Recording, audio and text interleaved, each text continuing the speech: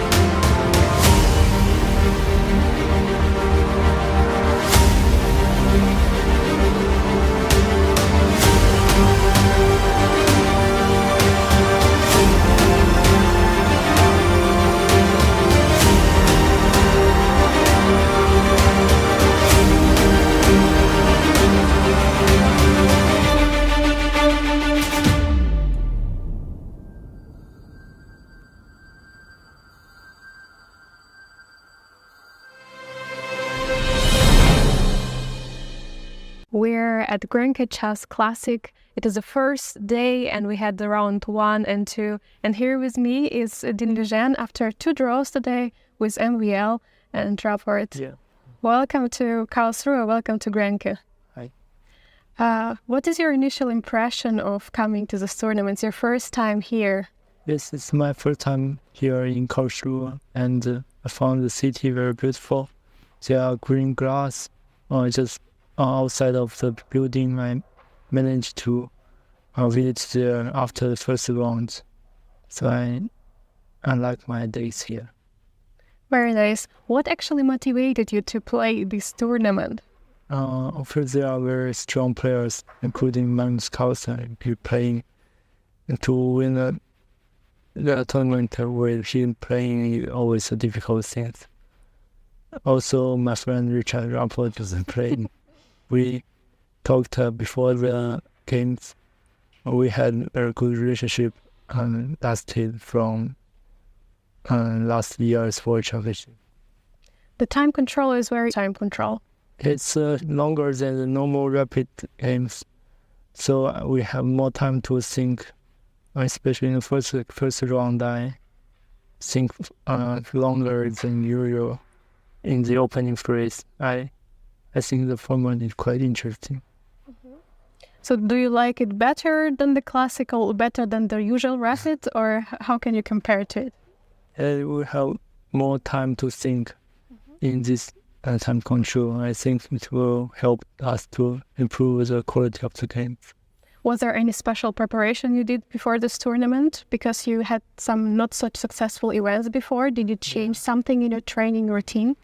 I played some training games with my not second with players, with strong players. Mm-hmm. Yeah, it's a main change I did comparing to the previous tournaments. Very nice. Thank you so much for your time, Ding, and we wish you luck in the next round. Thank you.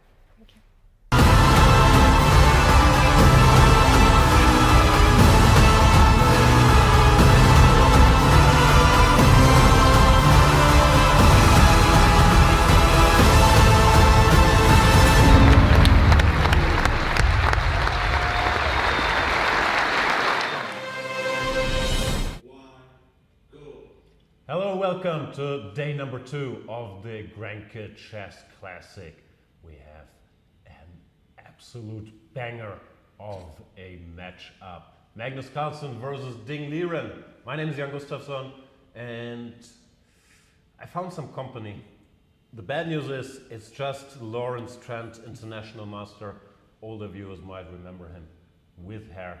We couldn't find anybody better at short notice.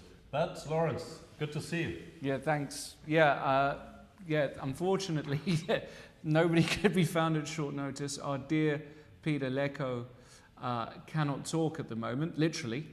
He's lost his voice. So Jan very kindly called me at 11 o'clock last night and said, how'd you fancy coming down to Karlsruhe to help me out and to commentate on the tournament? I said, with absolute pleasure, because Jan, this isn't my first rodeo. That's exactly how that call went. Round number 3 is coming up. If you guys have watched yesterday, you know that we have 2 rounds per day of 45 minutes plus 10 seconds increment games. It's gonna be 4 hours of almost non-stop action, just a 15-minute break in between. Let's have a look at the pairings of the first round for today. We have Daniel Friedman with the black pieces against Maxime Vachier-Lagrave. Daniel had a solid day yesterday, but lost a game to Magnus, which I'm sure he'll have some regrets about in some endgame that looked drawish. Magnus finally managed to get the best of him. Then we have Vachier-Lagrave, our tournament leader, 1.5 out of 2 after winning against Carlsen yesterday, facing the other local hero, Vincent Keimer, the 19-year-old who started with 2 draws. Then we have Carlsen versus Ding Liren. Lawrence, which of these pairings shall we focus on? Well, I think we'll end up focusing on pretty much all the games. Of course, the standout game is Carlsen against Ding, the ex-world champion against the current world champion, although many people, of course, with Magnus still so active, find it difficult to not associate Magnus's name with being world champion still number 1 on the rating list, obviously. So it's an interesting matchup. They've always had quite a good tussle historically, so it should be a very, very decent game. I'm actually looking forward to seeing Rapport against Keimer. We saw Richard take advantage of an uncharacteristic blunder by Magnus yesterday, blundering a whole piece. Is he going to carry the momentum through to today against Vincent, who, let's face it, he is the local hero, the local star. I saw Vincent in Weissenhaus at the Freestyle Goat Chess Challenge a few weeks ago.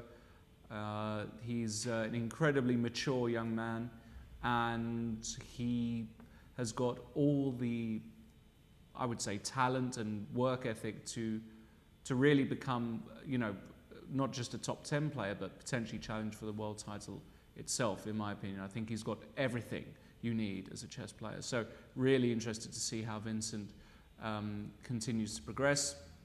And in the last match, MVL is obviously just massive favourite against Daniel Friedman, but we saw Daniel, he can play, no question about it. If you get overconfident and push too much, he will punish you. He's an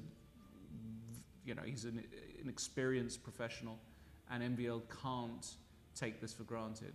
But obviously, Jan, it's for me the Magnus against Ding match, where I do expect a Magnus bounce back. I think this is a good spot for him to bounce back with the white pieces today. Yeah, he did win against Friedman, so he's on 1 out of 2, but very much looking forward to that one as well. Ding started sort of slowly with 2 draws, but of course, now all eyes on him. Magnus with the white pieces. What's he gonna do? Pawn to e4, pawn to d4? Very difficult to say. I mean, I have to be honest, Jan. I've been so out the loop with top-level chess for so long now. It feels so long anyway. Not commentating. You could argue your whole life. Yeah, could argue that. But it wasn't so long ago, you and I were sitting in a studio in Hamburg. I had a full head of hair, you had a full face of eyes, and it was glorious. That was the start of something beautiful. Times have changed. You've had a family. Things have moved on, but I still get a bit of nostalgia, I have to admit. Yeah, good to see you too. How are things at home? Things are good. I'm still in Berlin. Work now for a digital asset fund, which a lot of people may or may not know. If you want to check that out, go to my Twitter. I was wondering how much time would pass until you start plugging your nonsense. Well, I'm not plugging. It's the company I work for. It's a regulated company. Thanks very much. But yeah, no, obviously moved out of chess for well, not entirely obviously, but focusing on other things. But it's nice to be back in the hot seat and having a look at some decent chess and also rapid chess, which I'm really looking forward to, because the last time I was here, it was classical tournament. In fact, Jan, I think me and you did some classical tournaments that here were 7-8 hour long, like ridiculously long days. I do remember. Am I right in thinking that, or am I going insane? Times have changed, and I guess we have to thank Magnus Carlsen for it. I'm not sure. We want to thank him, but he's of course a big advocate of rapid chess and this format having 2 games per day. Mainly, I believe, because he's done with the grind of preparing for long classical games. He's mentioned he's not sure he's ever going to participate in a regular super tournament like the ones in Grand Chess Tour. Really? Again, at least that's what I read. Oh wow. But okay. he will play in Norway Chess, which is sort of a hybrid format coming up, I think, next month or in 2 months. So he's obviously still very active, but clearly we can tell Magnus's influence in the kinds of tournaments we're seeing, the Chess 960 event and now the double rapid event here.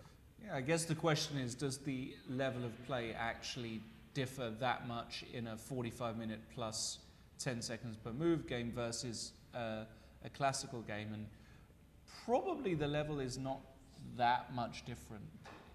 Or maybe there's a few percentage points here and there, but you would tend to think that these guys can still play basically at optimal level with this time control. Or maybe that's Magnus's main argument. Interesting to see. Perhaps we can talk to him one day about that.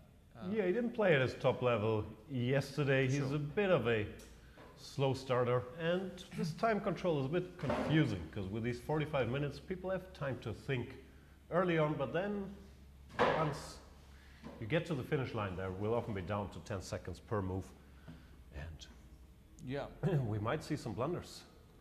Coffee. Thank you. Yeah, we've got coffee. Thank you very much, Jan.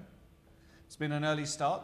Got up at 5:30 to get a 6:30 train, so it's been a very early start, but really happy to be here. And of course, tomorrow also we can see people are watching the tournament organizer Sven Noppers give a press conference, but tomorrow starts the Grenke Open, the open event, which is probably one of the biggest opens in Europe, actually, I guess, by now. The hall there is absolutely full of chessboards. There you can see it, how many boards there are, and that's not all of it, by the way. How many boards are those? I don't know, but that's a lot of chessboards. There's a crane as well. They are not playing tomorrow, as far as I can understand. They're only helping people who need additional assistance, but that's enough. That's the humor, you famous. Yeah.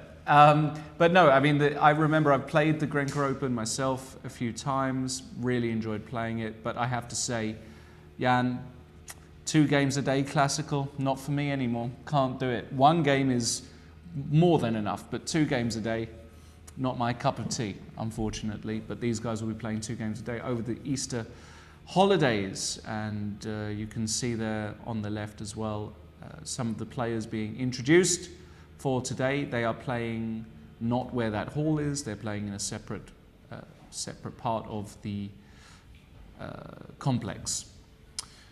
So, with all that said, I think that's pretty good. Should we do some predictions then, Jan? We're good at the predictions game. Okay, MVL Friedman. I don't think we're going to differ too much here. Yeah. Draw? Okay. Okay, yeah. I'm going to go with an MVL win. I think with the white pieces, he's going to give Daniel a tough game today. Rapport against Keimer. All 3 results feel in play. With that one, I'm going to go... That one's tough. Draw. Yeah. I was going to pick draw for that one as well, actually, so I will stick to my guns. Sorry. And finally, Carlsen against Richard Rapport. No, he's playing against Ding Liren. Sorry, against Ding Liren. I said that because I saw Ricard walk onto the screen, so I got confused. Carlsen against Ding. 1-0, let's go. Okay, I agree. So hopefully we get a lot of decisive results this round. And how can everybody get in touch with us? They can get in touch. No. No, you can't get in touch with us this year. Banned. Verboten. Cannot do it. You can, however, follow the Grenke Chess Twitter handle. They're very active and they tweet a lot of interesting stuff. So please do that.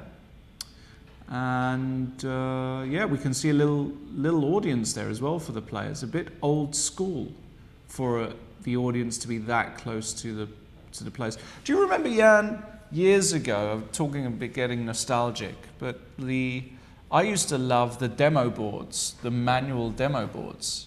Do you remember behind the top boards of a tournament? No. No. There we see Magnus arriving. There you go. Looking well rested. Oh, he's had a haircut. That's good. Yeah. Fantastic. Ding Liren. Checking out the first move, but that is just the Posing. ceremonial first move done by a sponsor. And Magnus might take it back and play something else. Let's see. Bit of posturing here. I like it. Oh no! No, he's just press gone the for clock. it. Is that even allowed? It's gone for I it. thought you have to take it back and then make the move to not confuse the digital boards, but Magnus probably knows what he's doing. There you go. So d4 knight f6 on the board. c4. What are we going to get here? E6 is what most of these top boys play, to play the Nimzo or the Queen's Gambit. Magnus has dabbled in a bit of Catalan over the last couple of years, but Ding is also a big specialist on the Catalan opening, which is knight to f3, followed by pawn to g3. Pawn to d5 played, and now it's decision time. Do you bring the knight out, or do you start by fianchettoing your bishop with g3 and bishop g2? Magnus still busy with his jacket, but oh, and he goes door number 3, plays c takes d5, e takes d5, and now knight c3. This is sort of a trendy move order. Magnus used this to defeat Nepomniachtchi in the Sinquefield Cup a while ago. The point is, after knight c3, which is still the main move, there is this very trendy line of c5, c takes d5, and c takes d4, which many top players play, and it's an attempt to sort of kill the game by being very concrete. And by going c takes d5 first, you make sure that doesn't happen because black has to recapture, and now knight c3, guaranteeing sort of a Karlsbad structure. The drawback is that white committed to this a little early, and black has some ways now to try to bring out his bishop to the f5 square, which in an ideal world, if you had started with knight c3, usually black wouldn't be able to do. But this is a trendy battleground, and we'll see how Ding Liren handles it. Can we move on to the MVL game? Because that got very spicy very quickly. Oh, am I an expert? Nah, not an expert. But it's the French, the advanced French. Correct. Friedman has played the French and the Caracan most of his life. He's definitely a specialist in both. We had an advanced French. He was a Petrov player. This is surprising. And also, he's been a Petrov player. But definitely, I mean, I've played him with white and he's played the Caro against... Maybe I'm just a terrible player against the Caro, which is very true. But definitely knows these systems well. Queen b6 before knight c6 is a little wrinkle, but okay. Just transposes. Just transposes. Knight c6, a3. One of the top lines, for sure. Yeah, a3 is the old main move here. In my new course, I'm giving bishop to d3, very aggressive, sacrificing a pawn. But Maxime, he goes classical, goes pawn to a3, and Daniel does not play pawn to c4, which is what used to be considered the main line here, trying to lock the position now that white can no longer break it open with pawn to b3. But Daniel plays knight to h6, also typical French business, trying to bring this knight here. And now, I'm not a big expert. I think b4 here is the main move.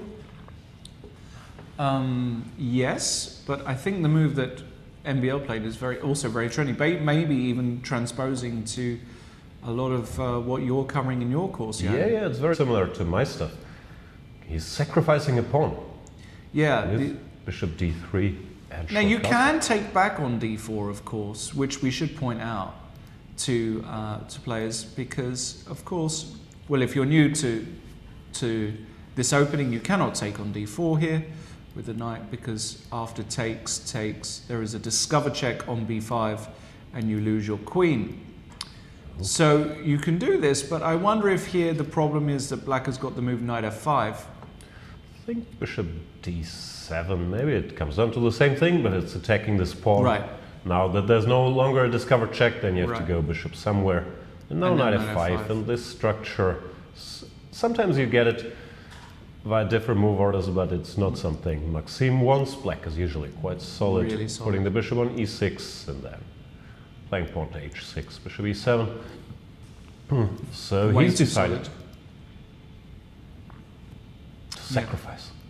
Yeah, this is a kind of spin on the Milner-Barry that, when was this first played? About 5 years ago, something like that, I think it appeared. I think MBL himself played this actually with White a few years ago. So White simply gives up the pawn and he says, well, if you want to take the pawn on c3, you just accelerate my development, and White gets a lot of initiative very, very quickly. So Daniel says, nope, I'm not interested in winning the pawn, I just want to prevent you from getting your pieces out. Maxime now plays pawn to b4, which is also totally standard here. And Daniel, once again, insists on, nope, I'm not interested in winning a pawn. And once again, you know, MBL is not interested in taking on d4 because after knight takes d4, there's no longer the bishop e5 check. So MBL finds another very useful waiting move in the form of h3. Yeah, it's typically sort of a game of chicken. Black doesn't want to take on c3 too early, white doesn't want to take on d4. So both sides try to make as many useful moves as they can before either side decides, okay, and time to force it. So here bishop e7 would be another move, trying to get some pieces out when Maxime could keep it going with moves like rook e1 or rook a2, trying to swing the rook over, or he could decide it is now finally time to open the position with takes and, let's say, bishop here, trying to gain some tempi. So it's a very sharp attempt, but surprisingly dangerous for black to handle. It's not like there's anything direct happening, but there's always little. You don't want to play this. No, this is very loose for black. This position right here is already critical. So, and this is the danger of playing this. You're kind of provoking MVL, who excels in these sorts of positions with the initiative. I'm not sure how much of a good choice this was by Daniel, but we'll see. If he's analysed it deeply enough and he can get castled and get out the opening okay, then he's got a chance. But doesn't look like he has. He's starting to take time. Yeah. But we'll keep an eye on it. Let's briefly check the Rapport-Keimer game before returning to, of course, our game du jour, Carlsen versus Ding.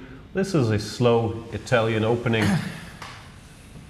Rapport, he's become a little more theoretical, but he still likes to go his own way in the opening. And here he plays knight to f1, which is not unheard of at all, trying to transfer this knight, typically to g3, before castling.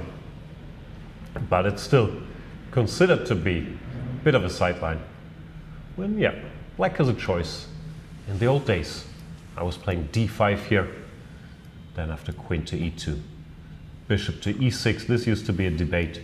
But these modern computers, they're showing all kinds of moves, saying you can wait, you can go bishop e6, you can play h6, bishop a7. So Vincent will have to make up his mind here. He should know this is not uncharted territory at all, but it's an old line, and it's what you do against the kids. You play some stuff that was trendy 10, 15 years ago, they might have forgotten, or they might not have been around for it. Although Richard is not that old himself, I'm not sure. Yeah. How old is he? It was his birthday 2 days ago, but I don't know how old he turned, like 27 maybe? I actually don't know, but something. Is he really that young? I think he's pretty young. Wow. They're all so young.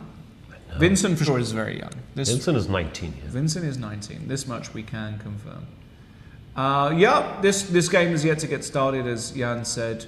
This position or variants of this position have been played thousands of times, and what Vincent is doing now is he's just trying to work out what setup he wants to go for, because there are many. He can go h6, he can wait, as Jan said, or he can go d5, and that's his critical decision at the moment, which one he decides to go for. But nothing really of interest yet. Much more interesting is the Carlsen Ding game. Now let's see what happened, because we got exactly what you said. Yeah, knight c3, c6, bishop f4, and bishop f5.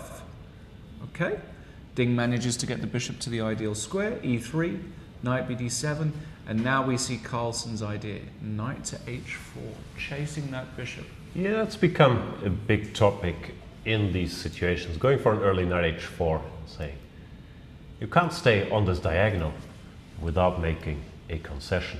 Black could go back, nothing bad has happened, but then white at least can start fighting for this diagonal again with bishop to d3.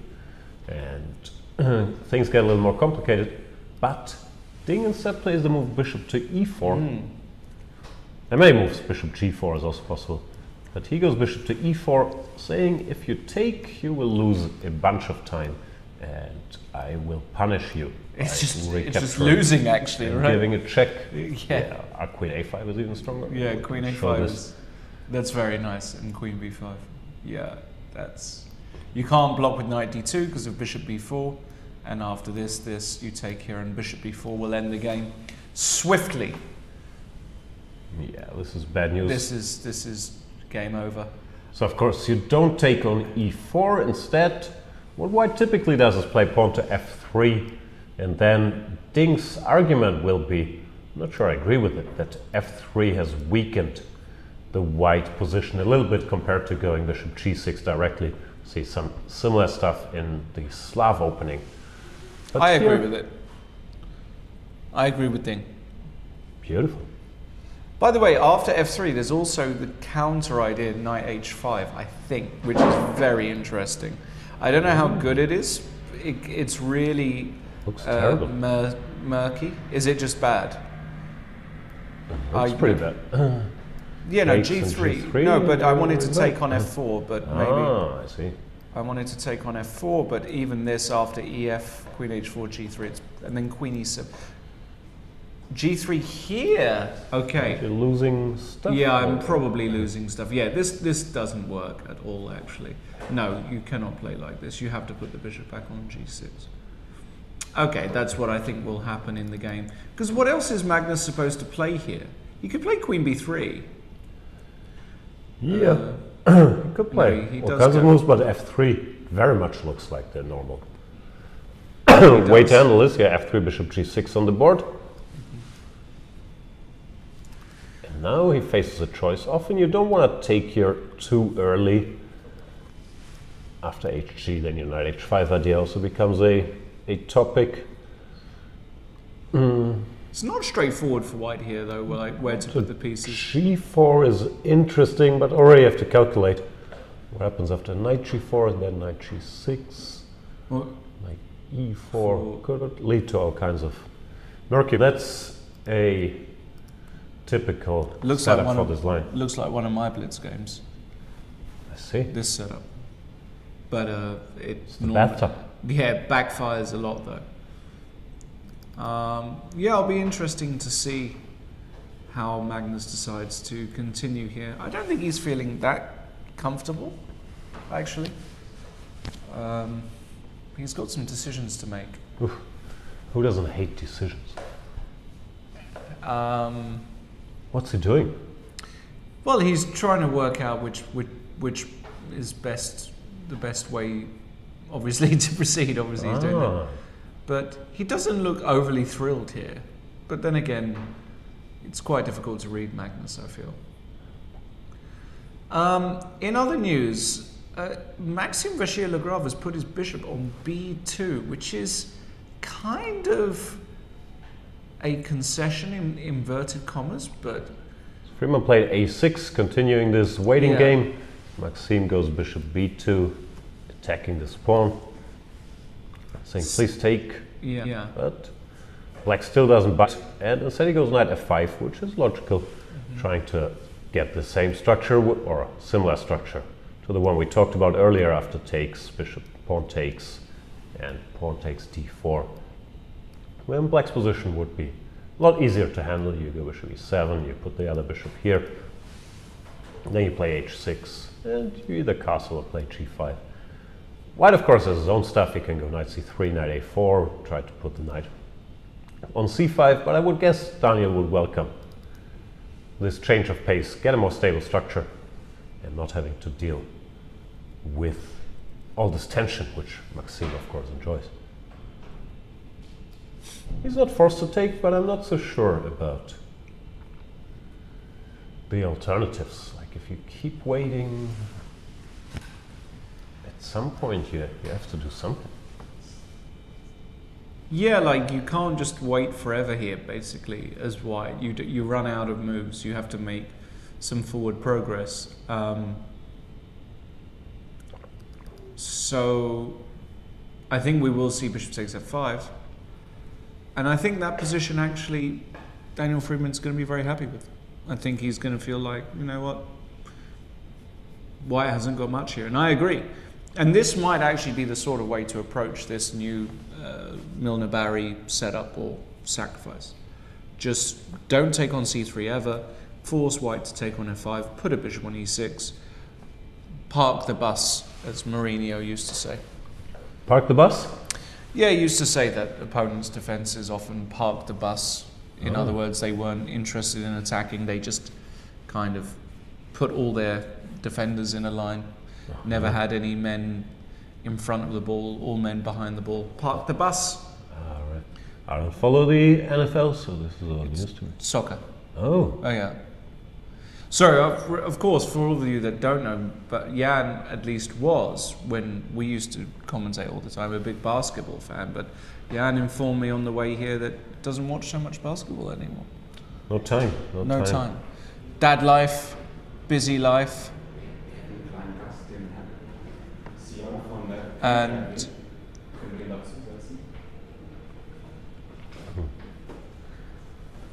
looks like we've got Haben wir Besuch? Ja, some guests. CEO Grenke. Ja. Okay. Kommen Sie rein, wir haben nicht so viele Ja. Mikrofone, müssen wir irgendwie teilen. Ich Das wir glaube, das ist nicht das.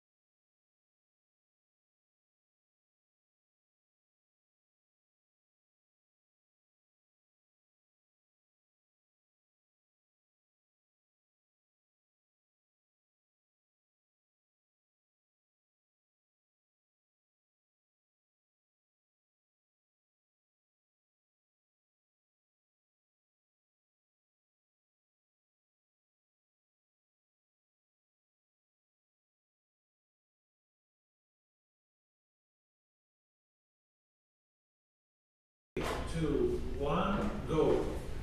Welcome back, everybody. We have a guest on the show, which is excellent news because I was getting a little sick of Lawrence already. We're welcoming the CEO of the Grenke Group. First, tell us your name, because honestly, I don't know. I just know you're called Sebastian. Yes, Sebastian is right, and my surname is Hirsch. So, a warm welcome from my side. Happy to be here. So tell us about this event. It's been 5 years for, I think, the biggest chess tournament in Europe to return. But Grenke, of course, has been supporting chess on many different levels within at least the German and I think even some French teams in the Bundesliga. What's with the chess engagement? Are you a chess player? I'm not a chess player. I know how to move the figures in chess, but that's all. And my kids are much more better in chess than me because they learn chess in the cooperation with the OSG Baden-Baden. And I know the game, and I'm very happy to see how to play the professional players, but also to see very young players playing chess with passion. And that's the driver for our engagement in chess, to supporting chess as sport on a professional way, to supporting teams, players on a very international level, but also the very young boys and girls playing chess. So Grenke, how long has it been? I think 17, 18 years. I used to play for the Baden-Baden team for 15 years, and it's very rare to have such a long-term commitment to our little board game. How does the future look? Can you tell us? Chess is part of our DNA. It's part of our heart, so to say. And Wolfgang Grenke himself is a chess player and brought that passion into the company. So we are well committed to chess. Overall, for us, is a connection important, to connecting people with the sponsoring and to bringing more than 2,500 people here to Karlsruhe with chess is amazing for Grenke. And whenever it works like this, we will be part of events like this, and we will also be part, as I mentioned before, supporting chess as a professional sport and supporting and opening doors for chess for young people. Yeah, we're certainly very thankful and to have such a tournament here. Have you gotten a chance to meet any of the players? Are you a fan of Magnus, or who are we rooting for? I think Vincent Kamer is Fair well enough. with us, so I support Vincent. I also like Magnus. I saw some years ago in a small meeting Magnus Carlsen with Erling Haaland. I'm supporter of Borussia Dortmund in football, so also a well player for sure. But it's a sport, and to see how to see the battle of that guys is very impressive. But again, Vincent Kamer, he is a cyclist as well as me, and we talked some weeks ago a bit about sports and a bit about cycling, so I'm supporting Vincent. Yeah, hard to argue with that. And of course, from a German perspective, Vincent also, of course, the star of the national team. It's great that he has this support, and to see him up there battling the very best in the world. The vice rapid world champion, he was like 2 years ago already at a very young age, and we have very, very high hopes. Although the cycling, Vincent has this trainer, Peter Lako. They hang out a lot in Szeged, in this village. And I think Peter, he just loves driving up the mountains and forces Vincent to go. I know, because I used to be there. He gives him this small, crappy bike, and Peter has this modern e-bike. So it's very, very hard workout for Vincent. I don't feel it's fair. Yeah. So what does Grenke do other than supporting chess? It always says this. Do you still have this tagline with the factoring? I never figured out what factoring is, or is that old news? So we are focusing on leasing. So we decided that year to sell the factoring business. Our focus is leasing. Right. And it's not really about leasing, it's to supporting small, medium enterprises, bringing investments on the road. So that's our part of the game, our part of the whole business cycle in more than 30 countries. And that we are passionate in, that we are nearly perfect in with digital solutions, and that we would like to do in the future.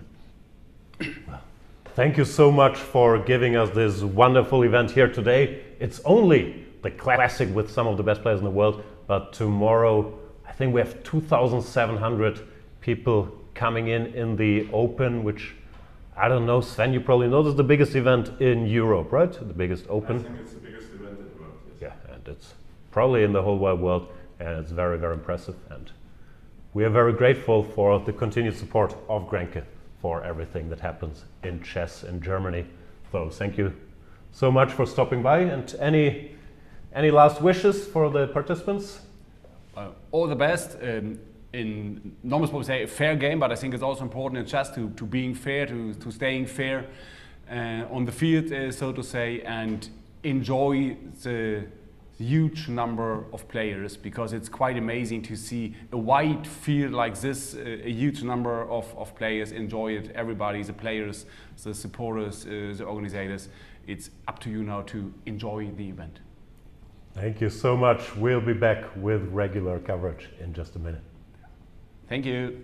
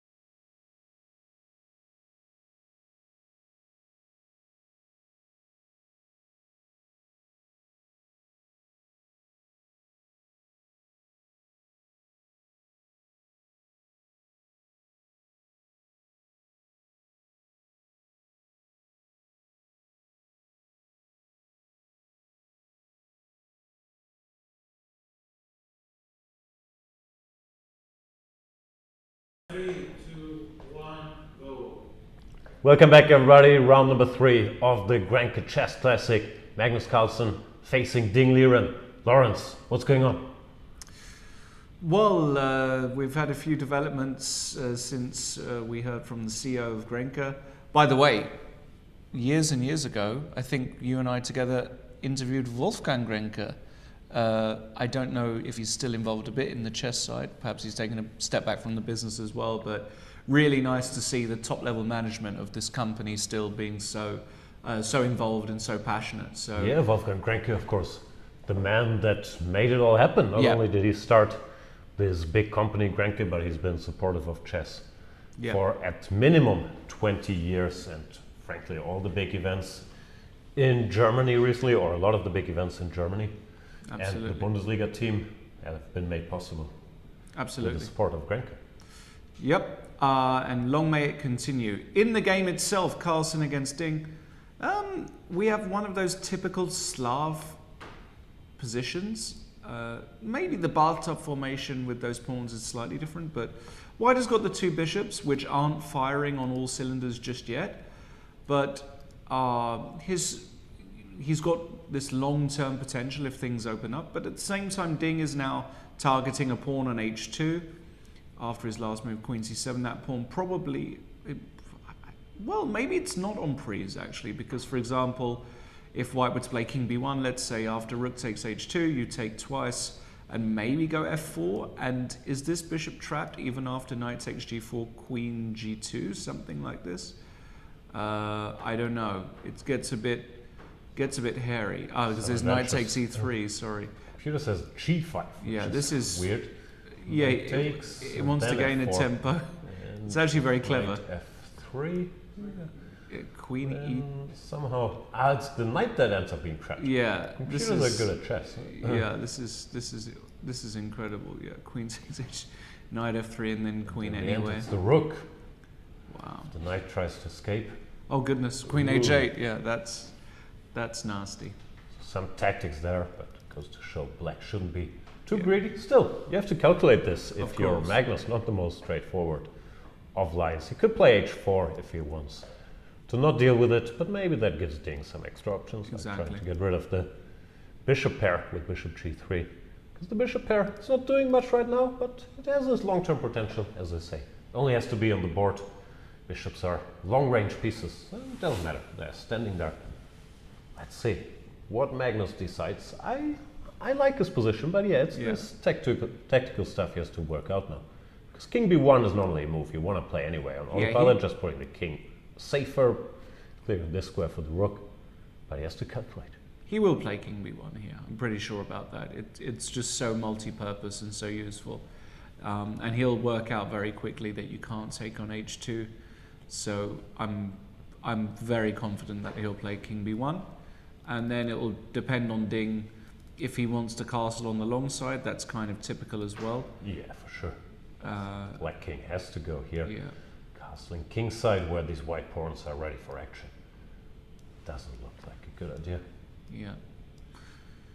Yep, so expect king b1, and I have to agree with you. The more I look at it, the more I like the long-term potential of these bishops, and I'm struggling to see exactly where black is, you know, after, let's say, I don't know, king b1, castle's long, rook c1, what is black's plan? Is he going to shuffle as well with king b8? Probably, I would say. Yeah. You know. Let's see, king b1 played, you were right. Yeah. He's daring Ding to take. And it could be a bit tempting, but no, he castles queenside quickly. These guys are too good there. Yeah. Not taking poison pawns. Now h4 is played. This isn't 1972. I wish it was. Were you around in 72? Yeah, I was a teenager. Following the Fischer-Spassky match. A great time. No, wait. No, it was a bit before your time, 72. Yeah. So Not here too bishop far. g3 was no longer possible. That's a cute tactic I wanted to show. Because now he has knight to b5. And if the knight gets taken after bishop takes g3, the queen cannot recapture because it's pinned. And after queen takes c2, king takes c2, white will have an overwhelming position with the two bishops and the better structure. So you don't want that as a thing. Therefore, he quickly plays king to b8. Now setting up the idea of bishop g3. Therefore, Magnus goes rook to g1. Stopping it. You can see these guys, they're protective of their bishop pair. He doesn't want. It's not only that, it's about really being conscious of your opponent's ideas and threats, right? That's what the top players do so well.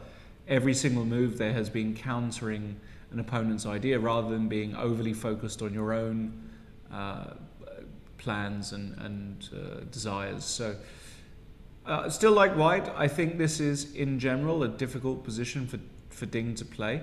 I can definitely see white playing g5 followed by f4 at some moment and getting that kind of structure, because the white bishop would suddenly then become quite an important piece. But there's a long way to go, and Ding is not going to fold easily in a position like this. So but he's worse. He doesn't have he's definitely worse. Active prospects here. No ways to change the structure. c5 is never realistic. You can't play on the queen side. g5 also doesn't help black very much. Even if white went h5, black would be stuck there. So I think he lost the opening battle. This bishop e4, bishop g6 I wasn't in love with. And Magnus typically, well, he likes this. Look at this move, by the way, bishop e1 showing how much he values the bishop, even if it's hidden back here. Yeah, Magnus likes the structure, he likes his bishops, and it's a typical Magnus Carlsen end position, so he should be quite happy. Oh, sorry, g5 didn't happen. That was I think another person who's going to be very happy is Daniel Friedman, Jan, because MVL has been forced to take on f5 after knight f5 and take on d4, and now what a beautiful move here by Daniel Friedman, exploiting the pin on the b file. The bishop is hanging and allowing this knight to get to this massive outpost on c4 and forcing the white bishop to go all the way back to c1. And I think if you manage to achieve this as black, bishop c1, queen c6 protecting d5, rook e1 and bishop e7, I think if you had to take anybody here, it would be black all day long. White doesn't have a clear idea in this position, in my opinion. Once the bishop comes to e6, there are no pawn breaks, there are no ideas, and this knight on c4 just sits there beautifully. I would take black all day here in a practical situation. What about you? Yeah, I sort of agree. I don't think black is better necessarily, but at least it's easier to play often. You also want to go h6, g5. So for white, this knight is a little shaky, so typical idea would be to try to transfer it here. Often you have to play h4 to sort of stabilize it, but it does look like Daniel made the position at the very least easier to handle for him. He's also way ahead on the clock now, MVL taking time, so something's probably gone a little wrong, and Friedman can be happy. with the outcome of the opening. I think if you get this after 16 moves with black against MVL, this is about as good as you could hope for. I was wondering, I was just going to say, I was wondering if bishop g5 is an option to get rid of the two bishops. The question is after takes and h6. I think if you have to go back, then... Sorry, to be really pedantic, knight b2 is not a move because... Yeah, well, I wasn't sure. Queen h5, I guess that's Queen what I was h5. thinking about. That's why I wanted to start with. Yeah, and you've got to be sure that this wins, yeah? Yeah, but Maxim's pretty good calculator. I don't think he blundered here. Rook f8 and knight h7 simply. Something's gonna pull, yeah, e6 or knight h7. Oh, yeah, e6. That's massive. So that's what he was calculating. Yeah. But I was wondering if I start with h6, because now you play go e6. back, then I have knight b2, so right. I have to do something else. Queen h5 is legal. Queen h5 is definitely legal. Or pawn to e6, as you mentioned. Yeah. But even this, if white doesn't have anything better than retreating, I think black's just fine here. Like, maybe there's something direct, like the computer says, some knight d2 fancy move. Even if black just stabilized here, I don't think it's too bad. Computer disagrees. Computer says, Jan. Computer says, Jan, shut up. Just read stay out at moves. home. Read out the moves that I'm telling you. No, but I think the move e6 is. So queen h5, e6 is the way. Yeah, this is a really big move. So if hg5, ed7. What is this position? Check, king d7, and queen f3. Is that the idea? And yeah, it must be queen f3. Double attack. And knight d6, knight takes d5. But already here, like Compi says, it's fine for black, but against Maxime, you have a king in the middle. There are all kinds of tactics, all kinds of potential jumps. I feel a lot less comfortable than with this fixed structure I had earlier. Right. But yeah, Compi says nothing to worry about, rook e8, and it's equal. Yep. You'll have to allow this. I was wondering, can you start with h6? Is there any direct punishment? I like this move. Just, you know, to stay tight. Go bishop e6, bishop e7. I like this move. I probably thought bishop g5 was impossible because of the knight b2 options. Actually, even now, you can say, you know what, I made a mistake. I'm going back. Bishop f8, wow, next move h6. This is a really nice move, yeah. Has to do though after your last move was bishop f8, bishop e7. Maybe it's possible. No, this is a beautiful idea. To get that position with the pawn on h6. Yeah, really like it. Yeah, I can see it happening. I mean, Daniel is definitely strong enough to make this move, so I can definitely see it happening. In the Rapport-Keimer game, it's the sort of position which I am super happy for Richard Rapport. I think he's got about as optimal as a free roll you can ever hope for, right, in these structures. No? I disagree. I think black is perfectly fine. No. It's a very typical position. You go rook d8, queen e6, king h7, c6, d5. Yes. White goes knight f5, you take, and then sometimes you have to go knight g8. But I think it's very fun. Okay.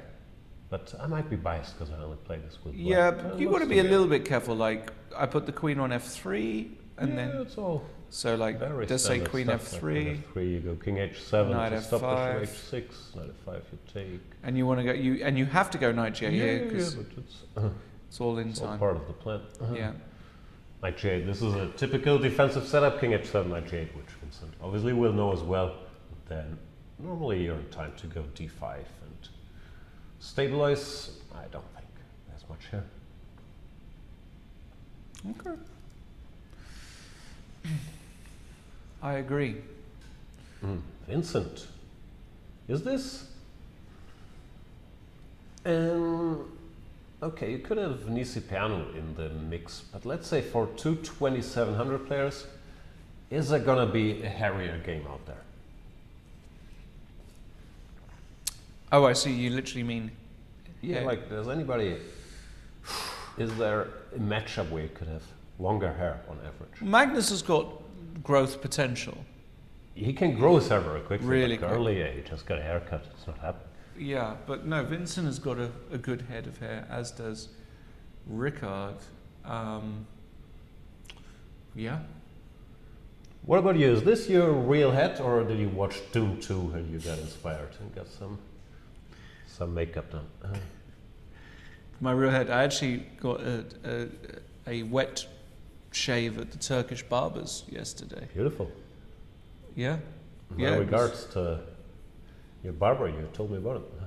No, this is a new guy. Ah, it's a different guy. He did a very good job. He did the whole wax lighter in the ears to burn the hair, ear hair and nose hair, and we're very happy. Very good job. Highly recommended. Any of you guys out there in Berlin, check out the Turkish barbers. They're very good. Meanwhile, talking of getting a haircut, we have 3.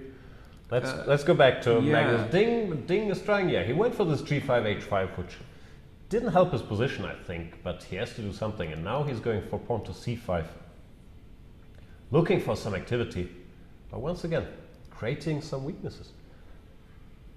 Carlsen takes.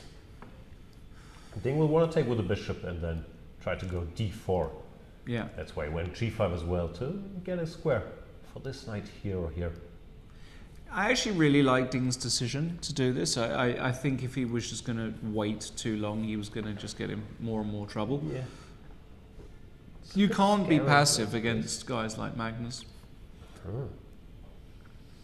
It's scary, but it's not real. A bit like Freddy Krueger. Do you remember those films? No. Nightmare on Elm Street. No? Not familiar. I think you're trolling me. I don't think I've ever watched it, to be honest. Like this guy Robert Englund in his sweater. The poster already crapped me out, so I don't think I've ever seen it. Okay. By the way, that's one thing, if you remember, guys, from years and years ago, Jan and I disagree on many things, but taste in film and series was one thing we surprisingly agreed on. It is very surprising. It's really very quickly before we get back to the chess. Unfortunately, Richard Lewis died from Curb Your Enthusiasm just a few weeks ago. That was a big Rest in peace. rest in So peace. funny. That was so sad to cracking me hear. up. Fantastic guy. I liked him as a talk show guest when he was on Letterman talking about being in the Lakers locker room. That's right. Yeah, I watched that clip. Knight A4 by Magnus. Yeah, this is probably a genius move because Bishop takes E3, Queen B3 with the double B3 attack. is so deep. It's so deep. Well, What's going on? Queen B3 threatens the bishop and Bishop takes A6, so it's not that deep. It's about as deep as your blow-up pool in your garden in the summer. Not very deep. It's not that deep. No. But I love it. It looks dangerous, yeah? Yeah, this is what's great. coming? And Rook G2, by the way, just a few moves ago, this is such a classy move. I think what Magnus was going to do is if Ding didn't end up going C5, is he was going to go something like King A1, Rook B1, B4, A4, and bring the other Rook. Knowing Magnus nowadays, he's a bit more, carefree. I could definitely see that. If Black just waits here, I think you just go King A1, Rook B1, and minority attack with the Rook on G2 performing a key role, swinging over. So I really love how Magnus... This is just an awesome game to watch so far. So Knight A4 played. Now Ding will not take on E3, but what will he do? Maybe F2. What else is there? You're just saying... Go back, I guess, but it's not It's just really awful. softening the impact. This Queen B3 There's with B2 is just very, very unpleasant. There's some random Bishop A5 at the wrong moment as well, and it's just... It looks very dangerous. Oh goodness! Actually, this could get out of control just immediately for Black. And Might already be out of control. It might just be out of control.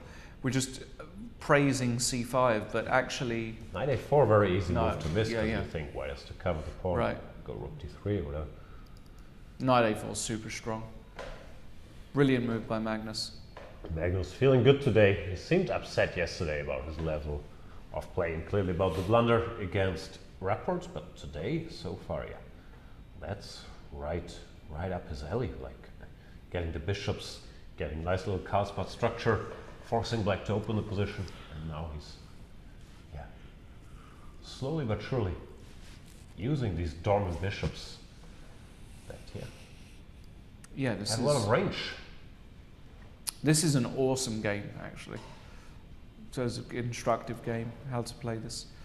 I'm very fearful for Ding's position. I can see this, it's already spiraling out of control, but in just a few moves I can see this almost being over. You can't even go bishop a7 here because bishop g3 just immediately wins. Yeah. It's tough. No, this is just brutal.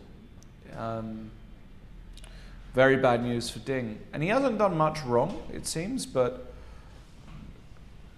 maybe going for this. He's done some stuff wrong. Well, yes.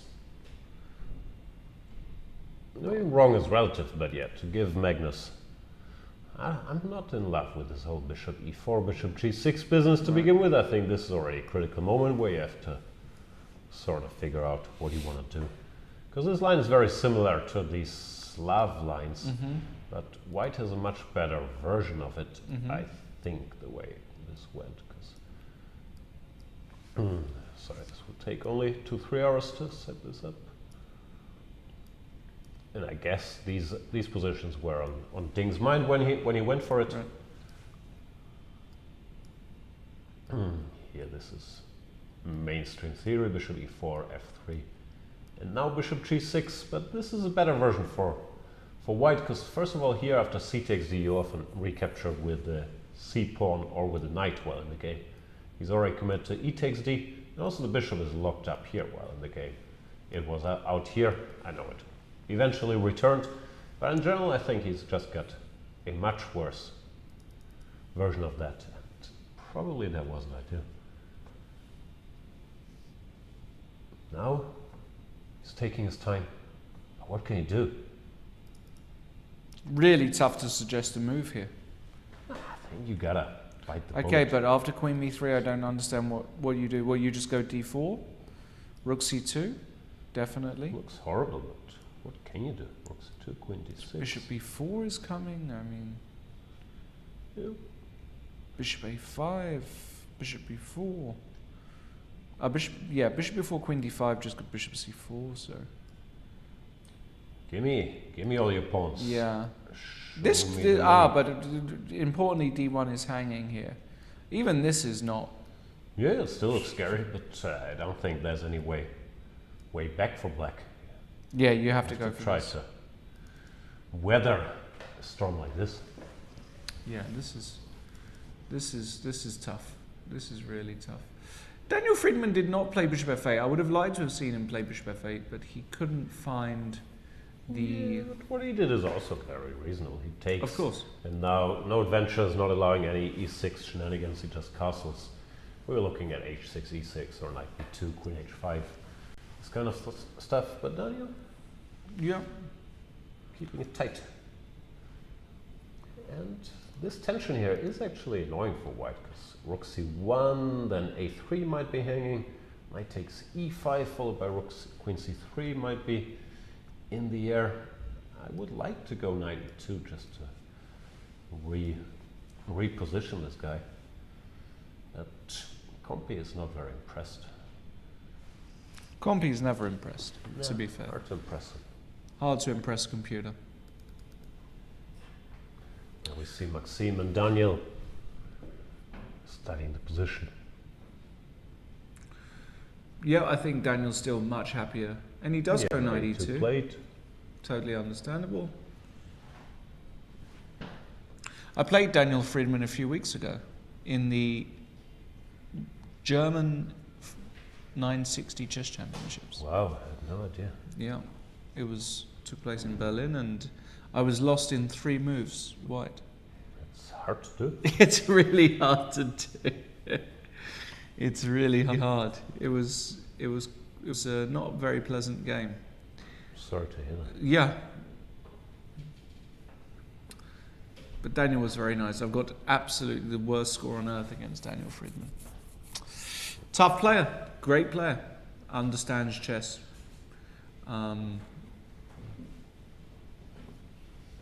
And his position is fine. I think his position is just fine. Yeah, Maxime does not look overly thrilled, but he's used to suffering. Lifelong Grunfeld player. Are we still Extremely tricky. in the French school of suffering? Is that still a thing? Looks like it. How is Laurent, by the way? Who's that? Mr. Fressinet? Yeah. I don't know.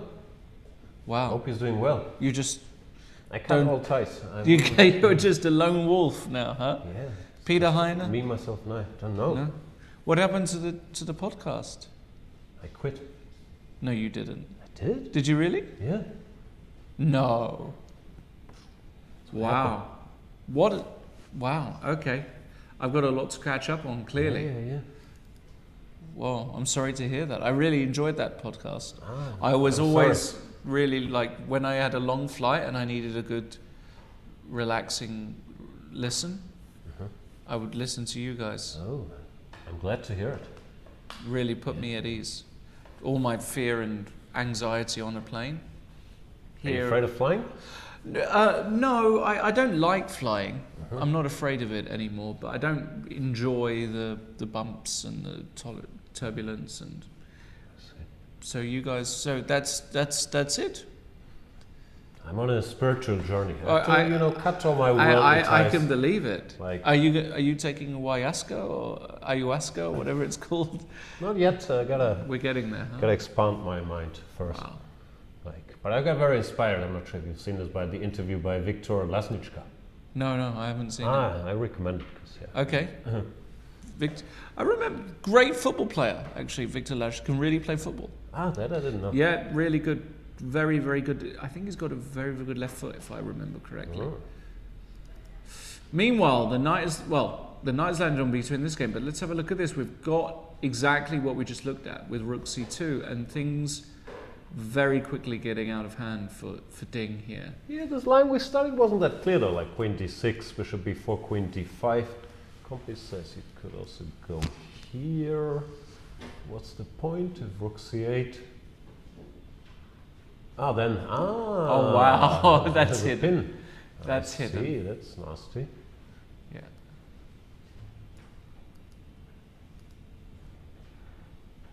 Yep, that's a winner. So if the rook has to stay on the d file to cover It's the queen, but super then ugly, right? rook Knight d7, knight B6. b6 would be unpleasant.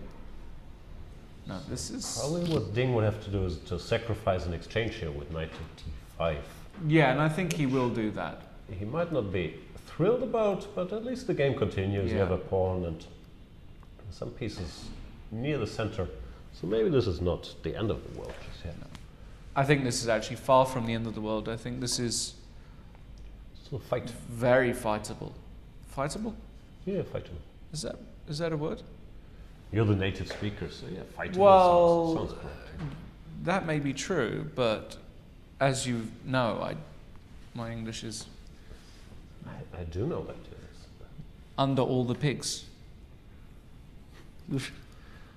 As we I say in understand German. only train station. Train station. Oh German right. joke. Oh right. Ich verstehe nur Bahnhof. You know that expression? No. Means I don't understand. It's hard to translate. Okay. Humor, very funny. Germans, But no, you know great. we're funny people. Oh, honestly, the funniest. Yeah, and Very, very funny. the rook is under attack.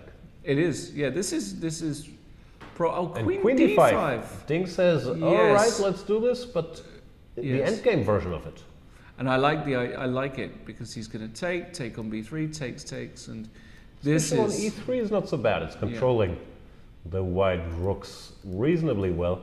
So Ding is showing why he's actually chess world champion. He's not just rolling over. He's putting up a fight here. But Magnus probably still better. Bishop C4.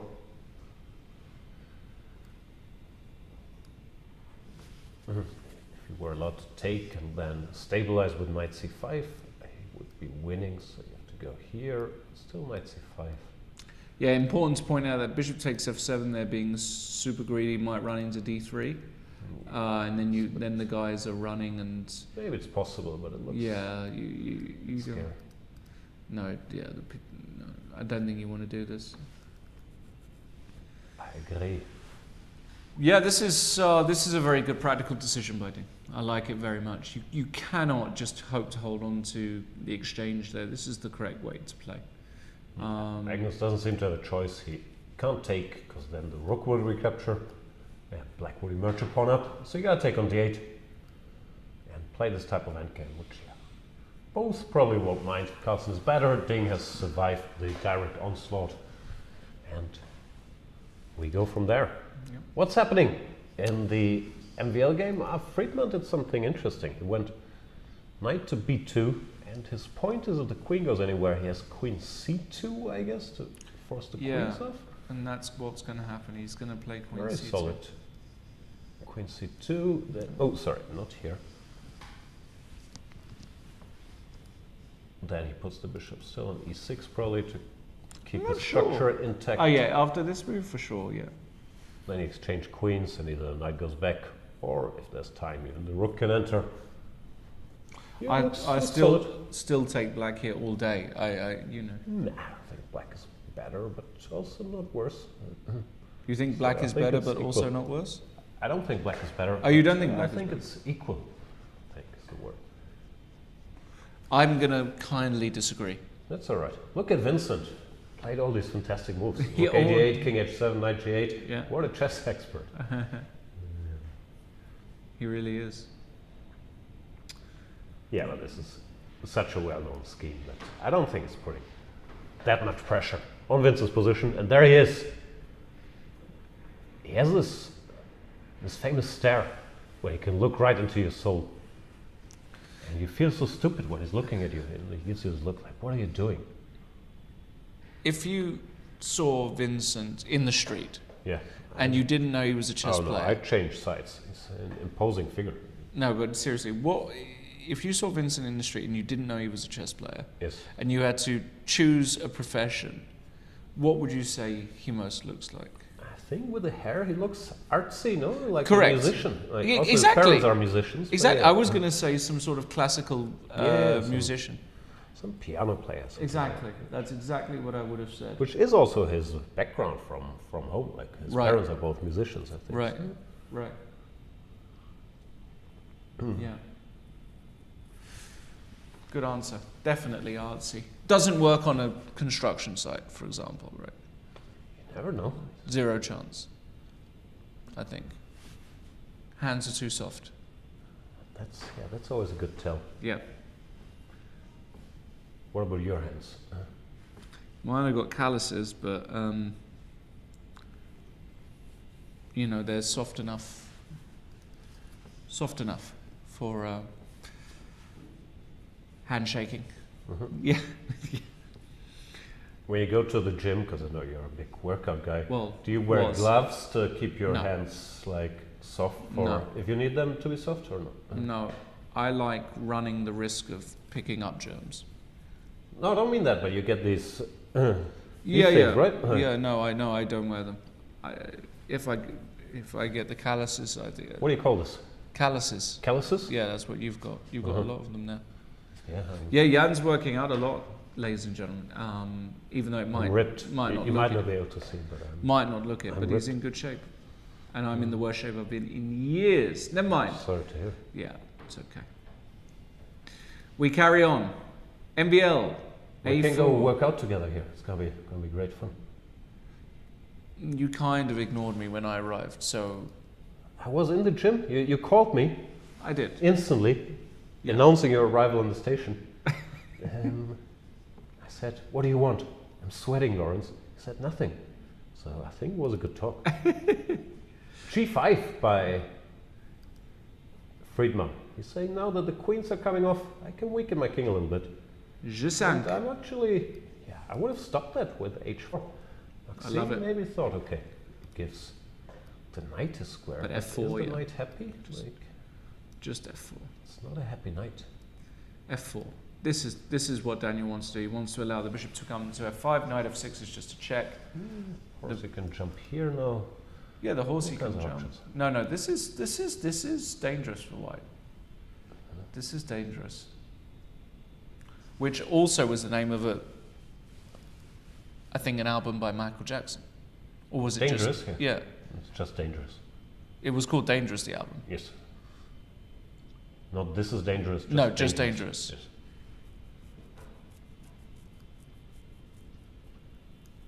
Rook A2. Maxime is also dangerous. Or as we say in French, Dangereux. Dangerous. Yeah. Rook takes B1, the knight. Oh, actually, so we can't. What's going on here? So taking on A4 is definitely not possible. Takes knight C3, knight F8 is a problem. Why Knight. is this so bad for black? This No, looks this is terrible. This is good for black. No, Comfy says white is better. Yeah, Comfy A5 is a usually cool. right. A5 is a very cool move. Get some play here. Yeah?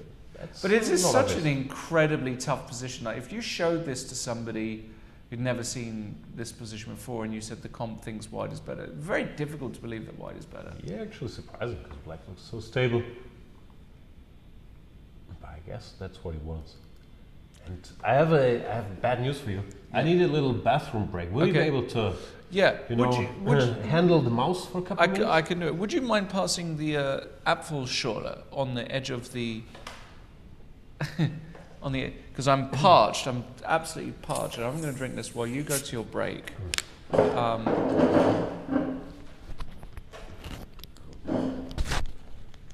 I'll be back. Please be back. All right. I have control of the mouse. Sorry? I'm master of the universe now. Love it. Supreme leader. Knight d5 played by Ding against Carlsen, and I gotta say, fair play to Ding for finding this, because this is by no means an easy conversion for white. In fact, I don't really even know how you would make progress here as white. The knight is very good on d5. If white plays knight takes e6, black will play f takes e6, and now in some positions the knight can come to e3, the knight can come to b4. The rooks are not really firing here. This is a protected pass pawn.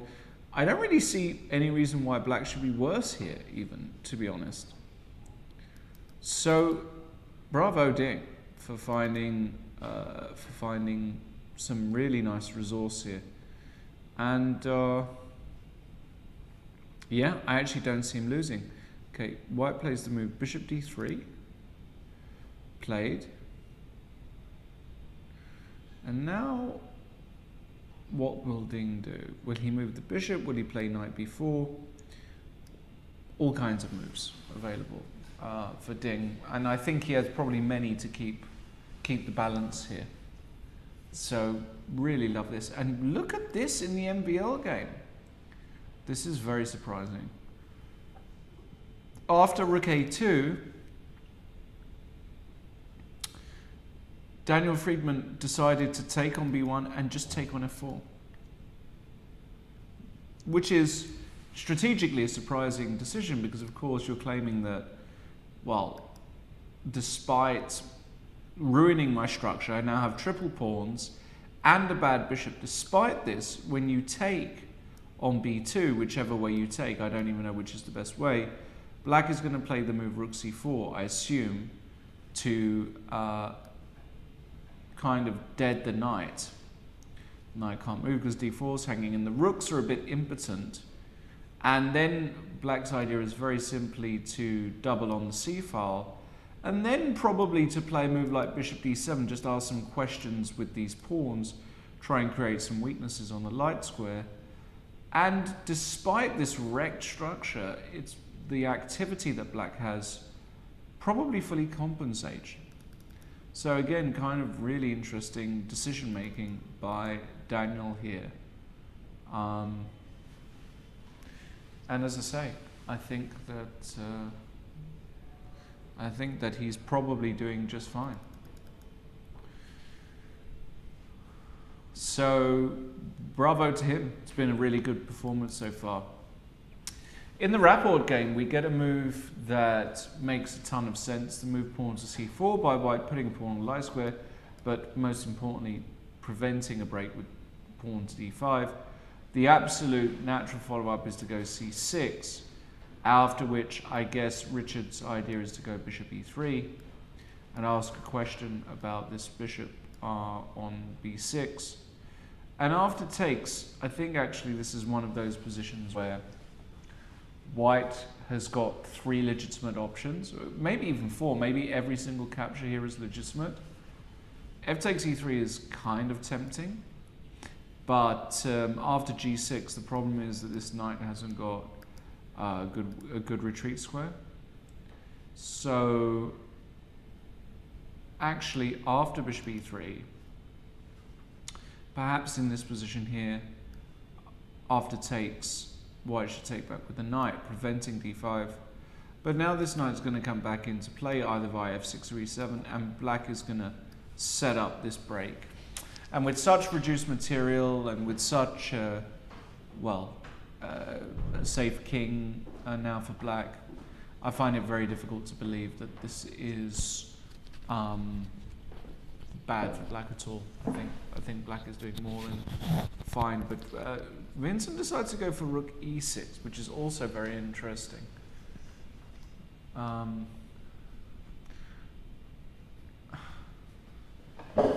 not entirely sure if the rook wants to swing over to f6 or g6. However, you're kind of putting the ball back in white's court. Yeah, I think he wants to prepare knight e7 without allowing any knight takes h6 or queen h5 adventures to have the rook there to defend in case it's needed. Subtly reclaim the mouse. Reclaim. Pawn to c4, interesting choice by Rapport. He's stopping d5, but also softening his own structure. No, I think Vincent is fine. Yeah. Rapport not putting a lot of pressure on the German star in this one so far. Did you cover this already? Yeah. Interesting structure. Yeah. Looks messed up, but the knight doesn't have anywhere to jump, so maybe black is still okay. Yeah, that's what I've been saying. I can imagine rook c4 here just to tie up the knight once and for all, and I think that Daniel is doing fine despite the structure. Yeah, white would love to go knight e1, knight d3, and then round up this pawn and put the knight on c5, but he might not be in time because he has to defend this guy as well. You really do need so many moves for that. So what we got? We have a roughly equal endgame in MVL against Friedman. Magnus, he took the exchange, but Ding is doing stuff. Yeah, I think Ding is doing just fine. What's going on here? Like rook c4. Take. Takes. Yeah, I just don't think that this position is worse for black after f6. You're just uber solid. The bishop can just park itself on f4, on e5. It can park itself anywhere. King is safe. Pretty well parked where it is. Yeah, it's parked well where it is, and I just don't see a plan here for white. You can't enter. You can't really target anything in the black position. I don't see why this is just. Yeah, you would need. Yeah, okay. To open the H file, but not so easy to get that done. Yeah, Ding fighting back well. This knight is also very hard to touch if it gets attacked. You can just defend it with a5, just restricting the white king. Carlsen does take on e6. Yeah. Okay, that's probably smarter. Then now rook c4. Similar, but the black structure is a little looser than with the pawn on f6, like what we were looking at. It might still be okay. Yeah, I think this is he goes still rook c5. rook Even c5. further. Yeah, no, I think you have to go bishop f4 here. Yeah, exactly, to prevent rook e5, because rook e5 might actually win a pawn. So then there'll be bishop c4. So yeah, Bishop f4 is the most clean, logical move here. No doubt about it. And as I say, I think Ding is holding. You can even, after bishop f4, in some positions, if the rook disappears from c5, play a5 and just bolster that knight on b4. And then white has actually got back rank issues for the entire game. Yeah, has a bunch of rooks. That'd still take white, but it's going to be hard for Magnus Really? to create inroads. I'm a simple pawn You're a simple counter. man. Also that, but yeah. We have a rook. It's worth like 5 pawns. And black has a knight and 1 pawn. Are you so a that's bigger only 4. pawn grabber than Yasser Serouan? No, I usually get in trouble whenever I get too greedy. But I'd still take white here. Okay. And look at this. We've had Daniel, what's Daniel doing? He didn't go rook c4. He went for a check and rook d8. No, that can't be true. No, rook c8 he played. Yeah, that makes more sense. Knight g1. Instructive little maneuver from Maxime. Tries to get the knight to e2. Maybe there was a drawback of not going rook c4. This knight has a move. Yeah, no, I really like rook c4 tying white's knight down. I think this move is Maybe actually... missed knight g1. That's a Yeah, nice this move. is a good move. No, now I'm not so in love with black's position because knight e2 is just coming regardless.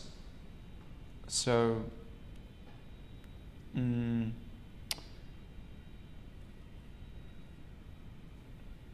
not a deal. tough one.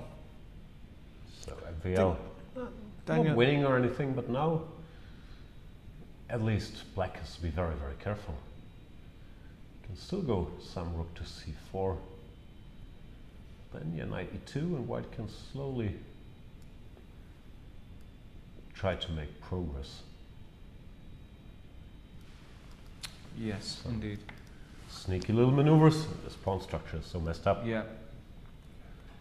And interesting things happening in the Magnus Ding game, where Ding offered an exchange of rooks. Wow. And Magnus didn't do it. Surprising, because normally I was taught that if you have 2 rooks and your opponent has 1, you want to exchange 1 pair of rooks to, you know, enhance Who taught you the that? other rook. It's in German chess school. German chess school? Yeah, the famous German chess school. The famous German chess school? Yeah, West or East? West. Okay. Rook d5, but Magnus decided not to take when rook c4. Now Ding is stable again after a5. No, this is good for black. Then b6. You have Yeah, rook hard to e5 target and anything. bishop f4 and... No, black is just totally solid here. I see 0 issues for Ding. Time-wise, also massively up on the clock, so see absolutely no issues. Yeah, rook c5 played. Yeah, he's going to go b6 here. He's trying to provoke some light square weaknesses, but the only way in is around the h file, which looks very unlikely. Yeah, white's problem is this rook is not doing anything, and it's sort of dominated. So this has to become a topic, but then you also let the d pawn off the leash, so you have to be careful with the timing. Yeah, b6 played. Rook goes back to c4. Yep. What can Ding do? Doesn't have to do anything. No, you just Put the pawn on e5. No. Keep an eye on h6. Oh, maybe actually, just to keep an eye on h. This is not a ridiculous suggestion at all. Thank you. Sorry, the assumption being that you think I think you're capable of making ridiculous suggestions, but that's not true. I don't think you've ever made one ridiculous suggestion No, can't recall. since 2 o'clock.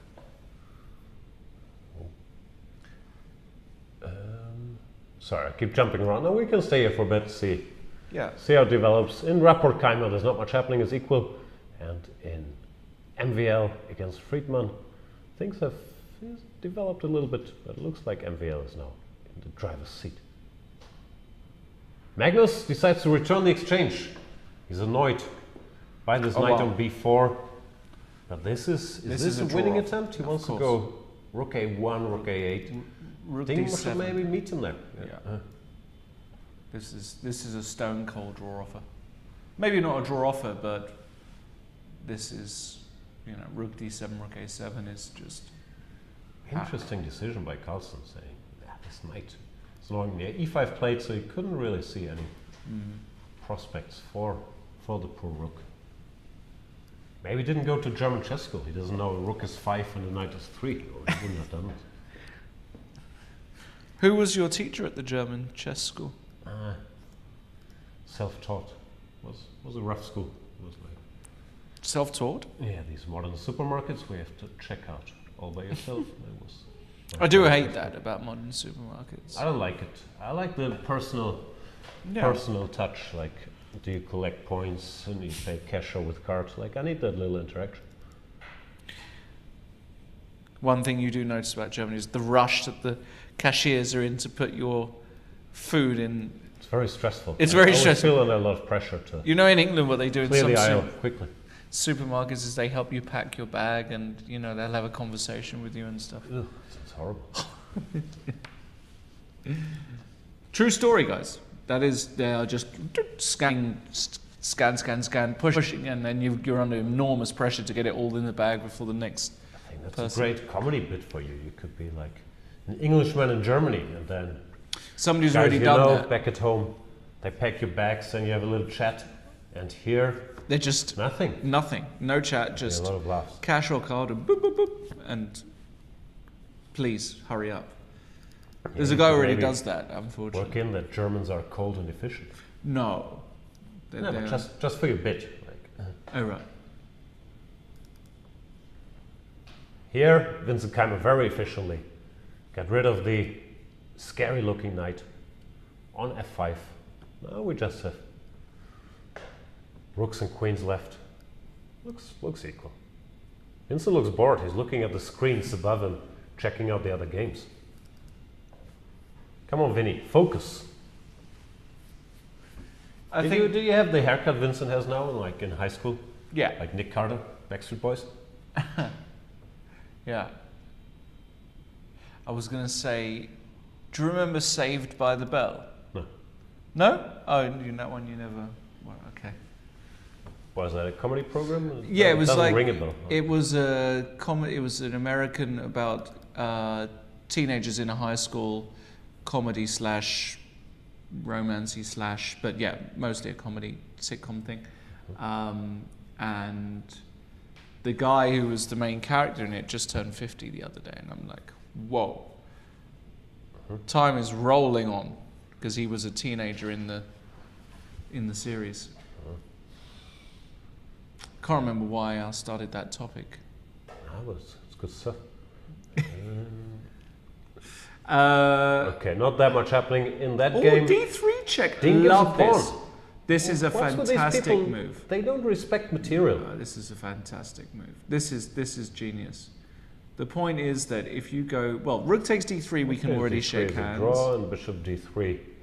Rook c6. Six that check. is stopping any Oh, okay, this one is business. just so good. Excuse Yeah, me. very solid. I think it might actually be sort of a draw because rook c6. You can't go bishop c4 because of b5, so the Yeah. king has to go back, and now you pin again. If the rooks get traded, it's an instant draw. And if not, what can white do? King c2, rook c6 again. This Yeah, is very brilliant. clean. Brilliant. Brilliant by Ding to hold this like in this fashion. No, that's it. I really think that's the end of the game, because there aren't other options. You either take with the bishop or you take with the rook. And if the rooks ever come off, it's an immediate draw. And there are no more permutations. You can't leave that pawn. You can't go king b1 here. That's obscene. You can actually lose at d2, rook c6, and you can be in, or rather rook d7, rook c7, and you're in some sort of zugzwang at some point. Yeah. No point doing that. No. No, it's just going to end peacefully. Well defended by Ding. Correct. Still, I'm a bit curious. This moment where he went rook d5 Yeah. and Carlsen retreated seems a bit odd. Because you can take. It looks Probably like you're should better. take. Yeah. No, this is definitely the way forward. Yep. This is going to be a draw. Yep. In MVL versus Friedman. Yeah, after this knight g1, Friedman went rook f1, trying to stop knight e2 because of f3. But it happened anyway. And the tactical point is we see MVL how tricky he is. So he can't take because this rook would get trapped. So Friedman went f3, takes and takes. Now the king has to go to g3. But overall this little interaction seems to have helped white. Black doesn't have enough play. With bishop locked up. Maxime goes for pawn to b5, pawn to a5. And rook c2. He's slowly taking over here. Yeah. Nice endgame play. Yeah, Daniel. Okay, the structure he went for was of course very shaky, but it was so key not to allow this knight to go anywhere. So I think he'll be kicking himself a little bit that he didn't play rook c4. Just tying white up somewhere. Now it looks like he's probably going to lose. Yeah, I think that rook c4 moment was the key moment in this game. I think you have to play that move. In both games. Here rook c4 and here also rook c4. Yeah. Let's see. Here. Okay. Anyway, they're exchanging rooks. Magnus noticed that if he takes with the bishop, he can't escape anyway. And I guess a handshake is imminent, but he might try to, you know, go after this pawn. He's going to go bishop c1 here, Ding. Yeah, why wouldn't you? King c4, take on b2. You want to take? So you bring the king. Okay, so it doesn't. See? Here you Oh, I miss king d5, king e6, and I lose. Oh my goodness. Oh my goodness. It was hard to spot, especially No, after no. I drew this. Who could have thought? But black is in time to go king d5, king d7, and typical business with opposite color bishop. The king takes care of the enemy king invading here. Yeah, that's what happened. Now just king e7. Pawns don't matter here. There's no way to create a passer. Now you just chill. Bishop d2, bishop e3, king g6, king f8. There's no way for white to make any progress, as far as I can tell. Yeah, bishop d2 played. King here. I think the handshake is coming. Very hard to zugzwang black when his bishop can move around eternally. Yeah, they'll repeat. I think Magnus has seen enough. Yeah. Yep. Draw great. Great game. Yeah. Two different halves, no? Magnus dominating the first half, putting pressure out of the opening, then slowly looked like outplaying Ding, but Ding defended very nicely with his exchange sacrifice and made things at the very least difficult for Carlsen after it looked like he was getting steamrolled here. But this d4, queen d6 and queen d5, which are the idea of giving the rook, was born out of necessity. He's just here.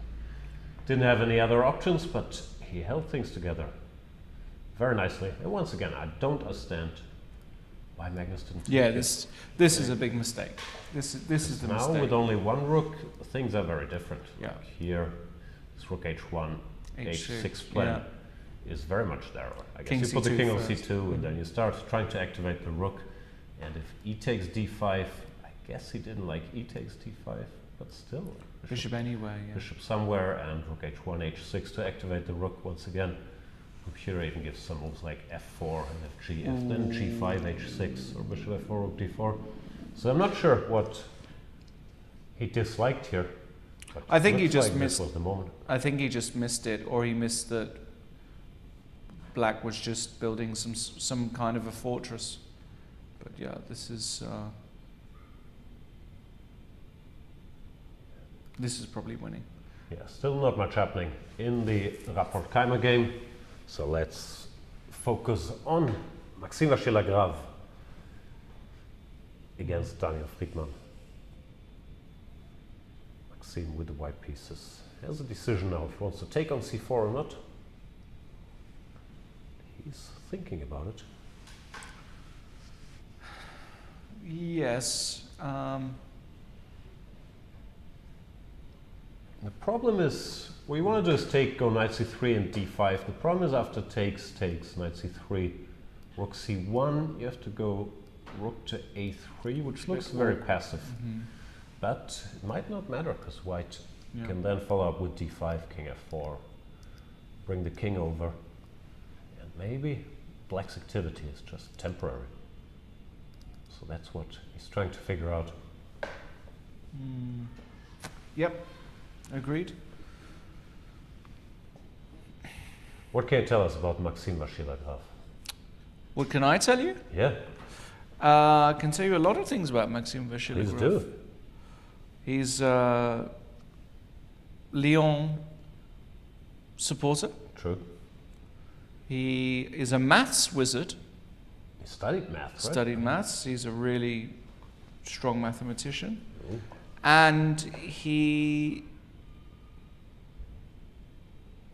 The goal is get you to a One comfortable last spot in those first NBL, 10 there he is opening on the moves and just have you hitting that gas. That's all, folks. Thanks so much for checking out my E4 course here on Chessable. I do hope you enjoy. Very good guy. Very good guy to hang out with. I don't have any sort of super novel ideas or observations about NBL.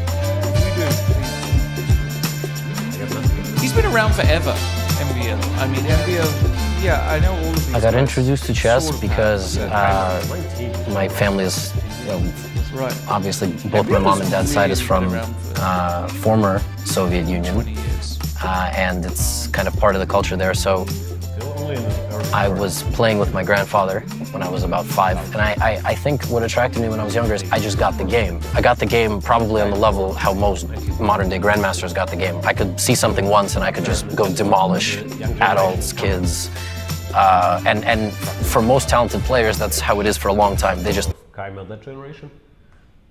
But the old guys, the 30-somethings now, still pretty good. Like Carlsen, Nepomniachtchi, Caruana, Curie, MVL. Wait, is Anish is in his 30s? He might be a year younger than these guys. He might be 29. I but think he's... still counts as that generation. He's also been around forever. So you're classing that generation as 19... Hang on, something's happening. Oh, Knight c3, rook c1, rook a3, this was played, rook c2, d5, bishop d7. Here, Compi was extremely happy with the white position. yeah. But then d6 was played. Oh boy. And Compi was no longer happy. Why is he not happy? He wanted the move knight to d1. Yeah, this is a classy little move. Threatening knight the e3. knight. Because He the, went d6. the king sits so beautifully on f4 in this position. And whoa, bishop e6, now he's happy again. And this Knight is a typical d5. MVL move. This he will spot here. Yeah, in a heartbeat. D5, Oi, yeah, oi, he's oi. a tricky guy. And bishop e6 was a mistake. Black had to play rook to d2 to restrict that knight. Because now the knight is jumping all over the f8. place, c7 or f6. And even on f6, it's going to be very unpleasant, restricting the king.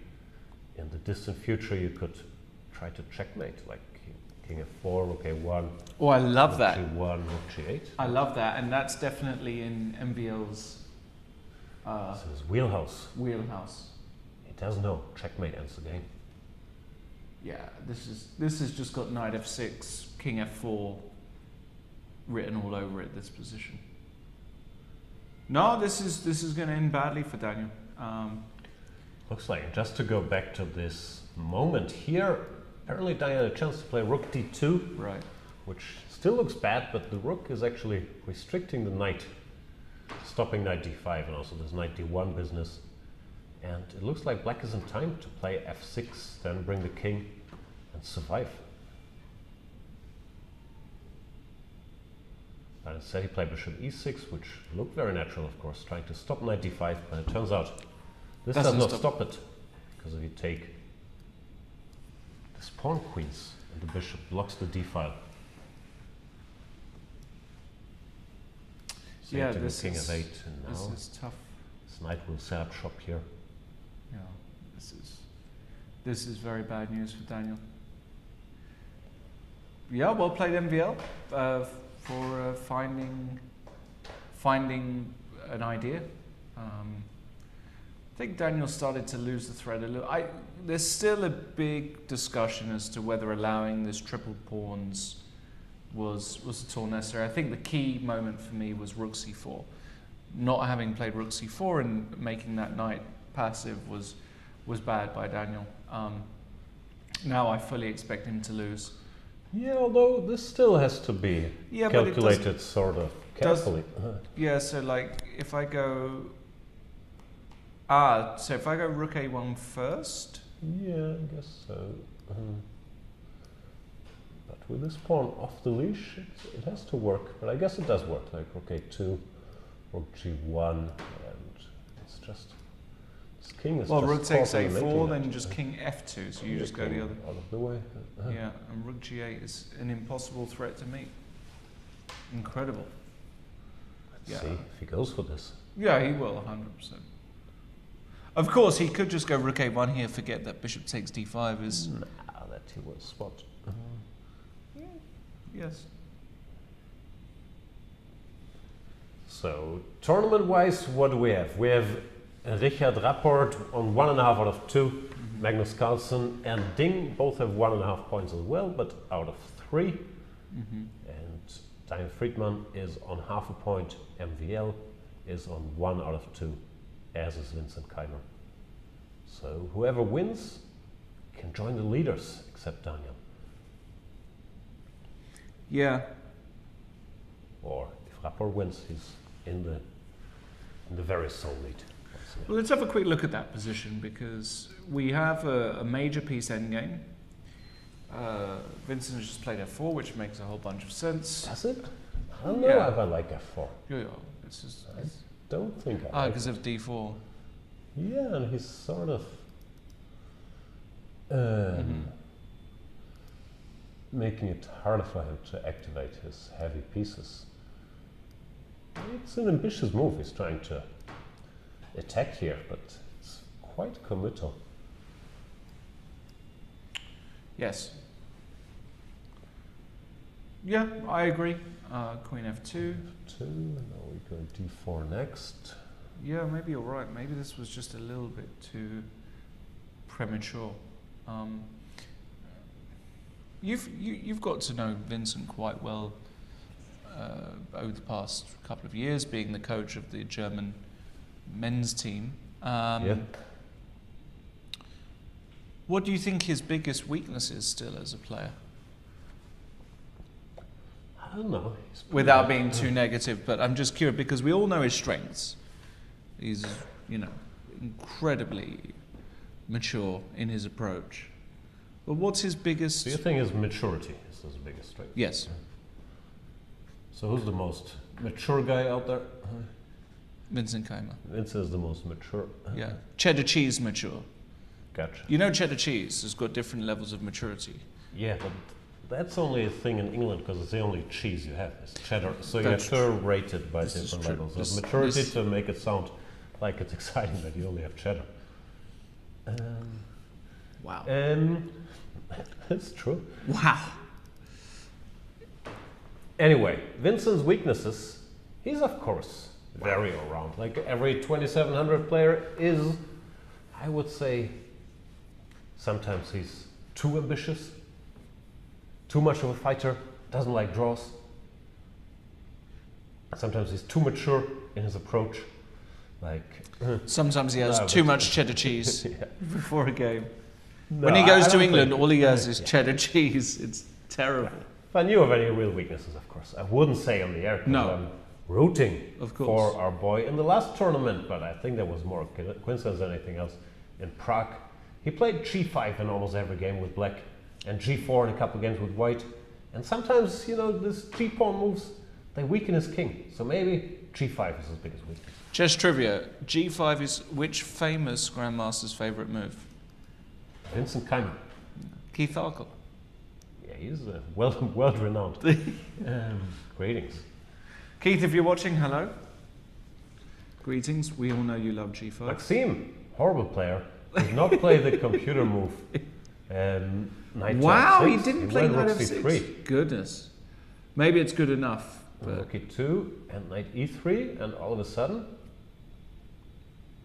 it's all to play for again. wow, this is...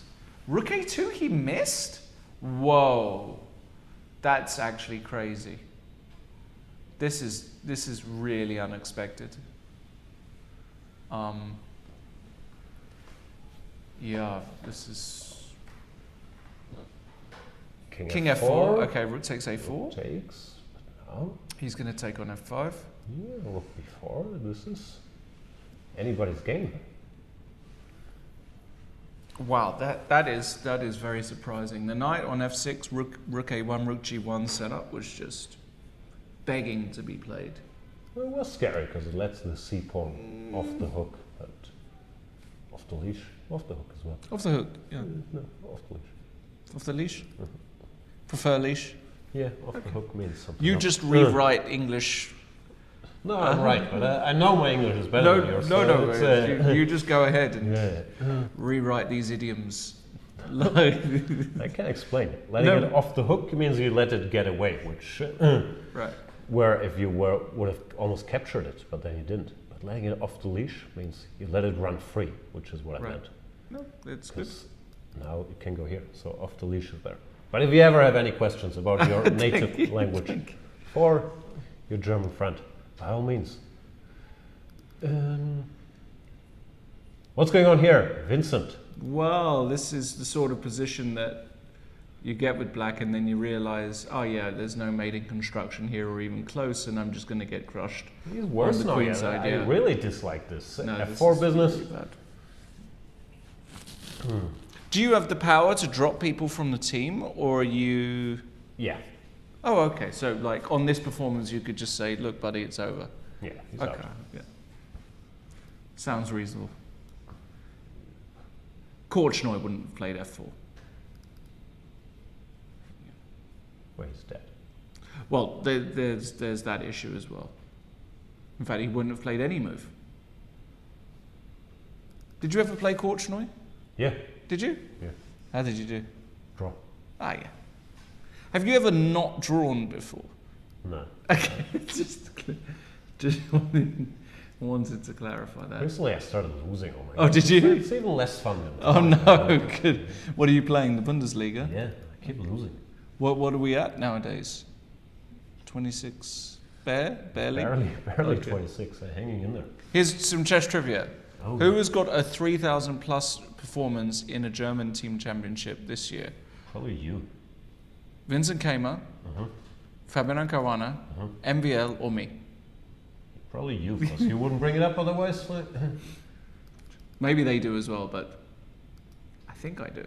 Rook C2 now. No, rook D2. Hey, that would be a weird move. Yeah, I'm not a fan of what. You're not a fan of Vincent has wood? done here. Oh, what? Sorry, you're not a fan of what Vincent has done? Yeah, me neither. I think he could lose this position. Looks borderline lost. Queen H4. He's trying to stop Rook D7 because now he can take. And Take ooh, here. nasty. That will be spotted. So here's a question. Nice one. If queen floats away, we've got rook takes h3 check, right? So let's say queen c5. And we just make a draw, or what? I don't know, we're losing a rook, but we Yeah, get but- a couple of checks. More than a couple of checks, right? Yeah, because so their rook h2, yeah. So we have to calculate all of this. Looks like a draw to me. Okay. But queen f2, queen h1, queen g1, queen f3, and then you put the king on e1. Then I have another check. Or what do I do after king e1? Rook f2. So rook down, but Yeah, we just take on a e4 bunch and of play faults. on. It's very plausible. That's why he played queen f1, because he was scared of all of this. yeah, Rook that's one part g5. of it. That's very hard to create a threat with just this very small army here. So. Yeah. But white also doesn't have a... White still needs to break through. Like he needs to find the right moment to do something over here. Wow. Yeah, this is still all three results, but I can't see... No? Black is never winning this. Black is never winning. Never? No. 0%? 0%. Okay. I'll take that. All right. I still owe you about 8 Diet Cokes from Yeah, 6 years ago. Yeah. Oh, there's some repetition going on here. I don't think Richard is wanting to repeat, personally. That'd be surprising. I'd be really Looks to me like surprised. he has a serious edge with the control of the only open file. This king is fairly secure. Maybe he just thinks that there's no real way, because like after rook d8, is he afraid of rook e6, Jan? Yeah, could be. But even rook e6 does not create a threat, right? Even if the rook shows up here, like rook e6, rook d7, go rook e6, I take, what do you do? That's where I have to cook something up, huh? No, I don't think there's just any nothing, cooking to be done. Like this king Checking is just fairly H1, safe. it's just... Yeah, we're just lacking a piece to sacrifice here. No, this is white should definitely play on. Meanwhile, in the MVL game, hold on. Holding. Whoa! Oh, Daniel's turned the tables. How did this happen? What has he done? B pawn's running. No. B2 and That's bye-bye, it? No? B2? No, B2 not happening. What? King E8. Yeah, yes, time is still apparently Okay. winning. But what was wrong with B2? Sorry. King D2. Yeah, take on F3? Yeah, I'm not saying white is. Oh, playing wow. great, but King C2. Bishop E6! Now the bishop sits on F5 and B2 is really GG. And you take the H3 pawn and the H pawn runs. This is just Controlling awful. everything on this diagonal. Oh, wow. Yeah, this is bad news. I called it. Did you? Yeah. Where was that? In the opening, I said Daniel's got a great position. Uh-huh. No, this is over. This is really over. Yeah, this is resignable. No, this is resignable now. Tough break for Maxime. Whoa. And yeah, this. What did this he was do? Big moment. Knight f6 was Yeah, winning, no, not trivially, but winning. Well, then Wow. his position here was already a mess, and then it kept getting worse. And knight a3 was a big blunder, missing this rook b3 move. Panicked a bit. How do you miss rook b3, by the way? It's the most obvious move. You have to go knight e3 here. Knight e3, bishop e6, king e4 or something like that. Try and... But then rook b3, king d4, a4, can take on c4, it's okay. But yeah, no, but this is just a catastrophe. escalated quickly. Yeah. Did he go h4? No, he hasn't. No, not yet. But it's between h4 and resigning, because if you give the h pawn, what can you ever hope for? The bishop takes, goes back to e6, then you push h5. No, it's just over. Massive catastrophe for MVL. h4, b2, you also resign. No, I think it's resigns, frankly. It really is resigns. No, this is just a massive, massive, massive result for Daniel Friedman. And a massive setback for MVL. When you look at a tournament and you look at the pairings, there are some pairings you say, really got to like put maximum pressure on here. White against Daniel Friedman in this tournament, that's one where MVL has to take something away from the game. He's not going to win this tournament if he doesn't. It's not like he didn't put pressure. He played a sharp opening, sacrificed the pawn, and I'm sure everybody knows that Daniel is a very, very good rapid player. He's a rapid specialist, actually. So, not to... King d4. Yeah, and he's going to play bishop f5, king c5, king d7. Yeah, he's going to try king c5, king b6, but king b7, king c8 keeps everything under control. Yeah, he's just going to go king b7. That's d7. the only way, but good enough. I guess you can make a queen here, right? And it's good You can enough. just go for this, but then This you still have to deal. Yeah, because there's a king Some c7. unpleasantness here. Yeah, if you go bishop e4, king c7. Ran. Whoa! Oh, we should show this. There's this trick. That's the last trick. That's actually the last trick. Yeah, no, Daniel is just way... He's been around. Nah, it's just never in a million years he's going to let that happen. Yeah, king b6, and now a4 just to... Can you go a4? Yeah, sure. Yeah, I think... Yeah, he's just... Yeah, don't... over. King a5. King a5. Now you queen. Can queen. Yeah, and the bishop just controls all the pawns. This is just... Yeah, typically it ends in Zugzwang one day. Actually, resigning would have been premature. He still had this trick. So kudos to NVL for finding it. But yeah, this position. Bishop c2 he played! This is gorgeous. Also This is good. gorgeous. Oh, Keeps this the is... pawn, and he wants to go b6 check first. Yeah, this is just so good. Yeah, I mean, it's like a total, like even after king b4, you can even go h5 or something, just to improve if you want. Yeah, you can do whatever you like, but it will come down to the same. At some point you get a queen, you will lose probably the a4 pawn. Actually, king b4, b6. Maybe he wants to Zugzwang him. Yeah, Not king even b4, give the b6 a4. is just not even lit up. h5, king e6. That's it. Yeah, That's it. And MVL resigns. Big victory for Daniel Friedman. Huge. See a little smile. Fair play to Daniel. I think he, gave himself every chance. Yeah, MVL did have a winning position at some point, but I think he deserves it. Massive loss for MVL. Yeah, can't be thrilled. But that's the brutal top-level chess circuit. Yeah. You have to be ready to play. In 15 minutes, it continues. There's another game. What time is the next round exactly? I don't know, 15 minutes after this one ends.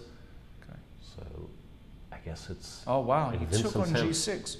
Whoa! Why would you take that? Why not queen d2 and just carry on? Yeah. And force black to make a move? Leave the outpost. Wow, this is he wants to go queen d7, but he wants to go queen d7. This feels perpetually, like queen No. g3? No, queen g3, king f1. Yeah. No, I think what he's going to do, Vincent, here is he wants to capture the d-file, so he's going to play... No, I think he's going to go... Now, yeah. And now... Queen h2, and on time, then queen f5. No, now I think he wants to go queen h4. Yeah, queen g3, king f1 played queen h2, that's what I was wondering. Queen f5, king h8. What is this? And if Why queen can't you takes take on e5? Queen h1, king f2, queen c1, and it's always a perpetual with these kings. Well, he has to take on e5, right? Well, it's gonna be draw. Well, queen d4, why is it a draw? King g1? Okay, but I play on now. I've got the passed d pawn. No, I mean, I always play on. No, I absolutely would not have played like this. No, here I am you're right. You're winning. right. I know. King h2, e5. Winning, I'm not sure, but yeah, white is better. And yeah, queen c1 played. No, queen d4 is It's just most likely automatic. yeah, queen d4 played. No, this is by no means... I think Vincent can still lose this position. Yep, so what should he do? He should keep giving checks and then go here. Or when he just get... And he's just... Yeah, white is not on the right circuit to yeah, white can stop go this. king h1, queen g1, but then he's stuck. So if e5, queen g3, it's hard to make progress. And yeah, he's played it. He's good. No, of course. What's the time situation? 1 minute left for Rickard. And now this is... Yeah, you can't go e5. Well, if you can't go e5, you don't actually have a move here. This is a problem. No, like there's no perpetual, but you don't need one. Yeah, no, if we hang b4, maybe that's what we do, though. We hang b4, and after queen takes b4, we play a move like queen f2. No, but Queen C1. Sorry. Just No, Queen C1 is much better, of making course. random moves. No, this is Queen takes F4 Still a and game, it's a yeah. massive game. Don't even know who's better. Yeah. But can we have some ground rules? If we hang before, then we can't hang after. It's one of the two. Queen D8 check. Queen D8. King H7. Queen D3. Is this But a this draw is for? really a Queen G3? draw. He wants King G1 and then No, I don't think maybe he it's does. just a draw for. Maybe Richard said enough. I think they usually repeat once, get Yeah. some extra time on the clock, and then proceed. He does go to Queen G1. F1, Queen B4. It's unclear. You could actually be worse You with could white lose, as well. yeah. So like, it's a decision. I actually think he's going to bail here with his little time on the clock. King H2 played. Yeah. Vincent should repeat again, and they're done. Yeah. Draw. Wow. Richie is saying, "Wow, I had nothing, and then you almost messed it up." But I guess draw is fair. And we have 3 results in this round. Daniel Friedman, the surprise winner with the black pieces against Maxime Vachier-Lagrave. So that means Daniel's back to 50% and Maxime is on -1. Richard Rapport, we just saw, tough fight, drawn against Vincent Keimer, and the clash of the world champions, Magnus Carlsen. Put pressure on Ding, but Ding defended nicely, and it did end peacefully. We have 50 minutes, then round number 4, you just saw the pairings there on screen. We'll start, and Lawrence, we should take a breather so we can be as fresh, passionate, entertaining as we were for this one, as humble in the next one as well. I think we did a pretty good job. Yeah. We'll be back for for the next watching. round. See you then. Don't go anywhere. The goal is get you to a comfortable spot in those first 10 opening moves and just have you hitting that gas. That's all, folks. Thanks so much for checking out my E4 course here on Chessable. I do hope you enjoy.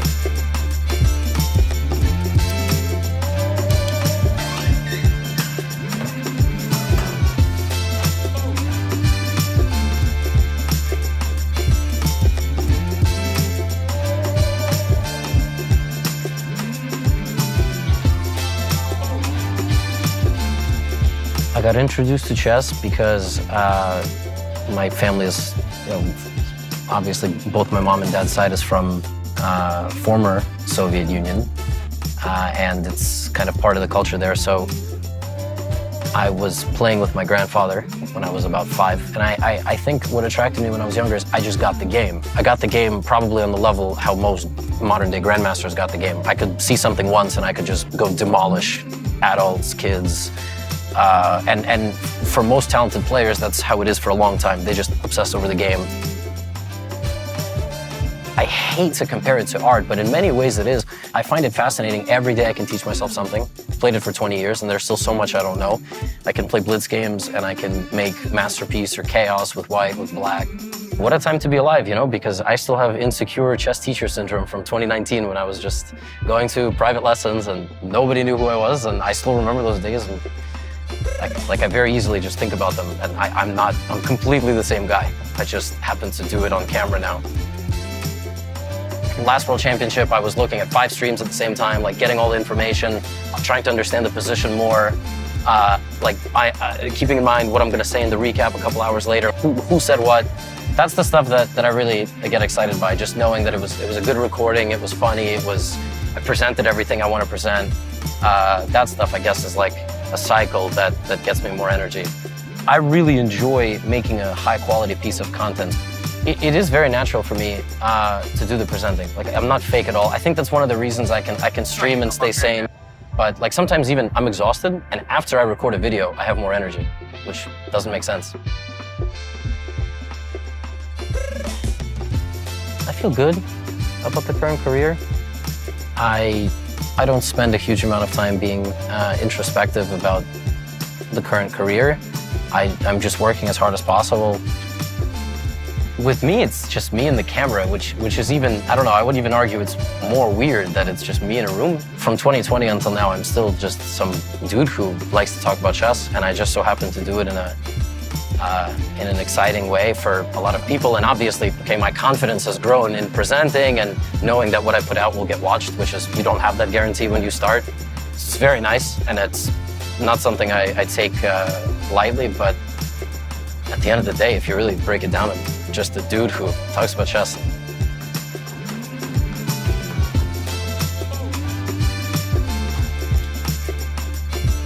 Ladies and gentlemen, welcome back to another video. I've taken an approach in this course where I will happily enter the main lines of certain openings for the first 5 or 10 moves before deviating into something that's aggressive, interesting, and will definitely make people... 1 pawn. 5 suspects. Bring your deductive skills to the chessboard this March and help solve the mystery. Was it the movie star, Tina Tempo? The heiress, Beatrice Bishop? The Green Pawn's coach, Remy Rook? Tournament organizer, Madame Mate, perhaps? Or the arbiter, Professor Passon? Play them all, gather the clues, and find out who done it on chess.com. Alright, now for this next problem, Stockfish cannot solve it no matter how long you leave it for. And I also should say it's not technically a forced mating line. There is a way that black can get out, but the resulting position is still winning. Let's look at the most forcing line to start. Knight f6 check. The king does not want to go up here because this would queen with check. So it goes towards the knight, king g7. We check it again. Again, black king is attacking this knight, but it's protected by the bishop. But we can sacrifice the knight here with bishop c2 check. King takes, and now the engine is starting to catch up with where we're at. Now we're free to promote to a queen. But wait, wouldn't promoting to a queen lead to this knight fork on f7 and we'd lose our queen? Yes, but that is all part of the plan. I should say that at this point, the engine can figure out that this knight fork is actually the only way to lose.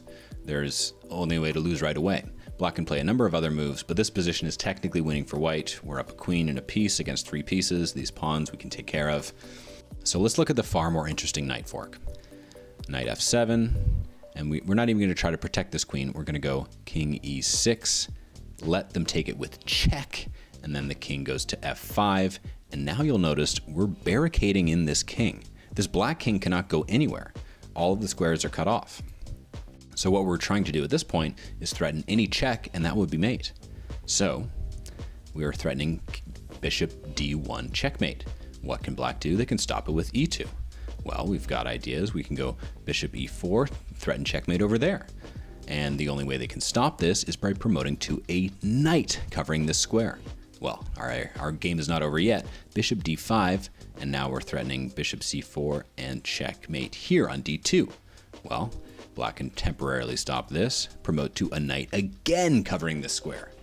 Hang on, we've got still ideas. Bishop b5, threatening checkmate over here. Well, black can give up a knight for nothing, delay the inevitable. Knight c7, protecting this square.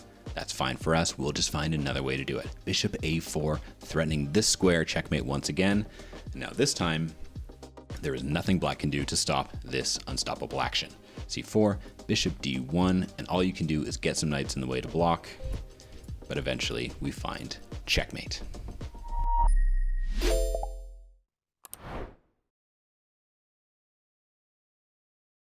Students, did you know that you can get a discount on any chess.com premium membership? If you're enrolled in a college, university, or high school in a participating country, you can get 50% off any yearly or monthly premium plan, diamond, platinum, or gold. That's unlimited game review, unlimited puzzles, unlimited bots, unlimited lessons, and no ads. All at 50% off. Go to chess.com/students and get your discount today. I'm here with Magnus Carlsen, world #1, and to many, greatest chess player of all time. We're gonna ask him a few questions. I'm gonna name a sport. You have to tell me the greatest of all time. Sounds good? Yeah. Basketball. LeBron James. Soccer. Messi.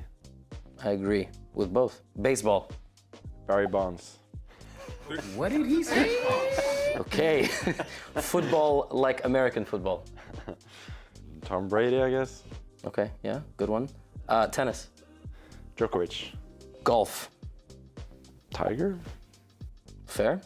Poker. Doug Brunson. That's a unique one. Chess. Garry Kasparov. Are you allowed to say yourself? I don't know if I'm allowed, but I think Gary is the best of all time still. Chess boxing. I'm on Hamilton. I agree. We're gonna play this or that. Would you rather go on a cruise or a road trip? Road trip. Comedy or thriller? Comedy. Coffee or tea? Tea, but only slightly. Preferably neither. How do you get energized? The sun. Cats or dogs? Cats. But I like dogs too. It's like this or that is a little bit tough with you. You like everything. Shower or bath? Oh, shower for sure. Okay. I don't have the patience to take baths. Are you a morning person or a night owl? Night owl for sure. Would you rather get on a phone call or text message? Texts, probably. I feel like the answer for you is neither. I feel like it's just... Usually, yes. just go. Sunrise or sunset? Sunrise. Winter or summer? Summer. How many beers would it take for you to drink for me to beat you in a classical chess game? That's a very difficult question, because I'd probably sober up during the game, so I'd probably have to keep drinking.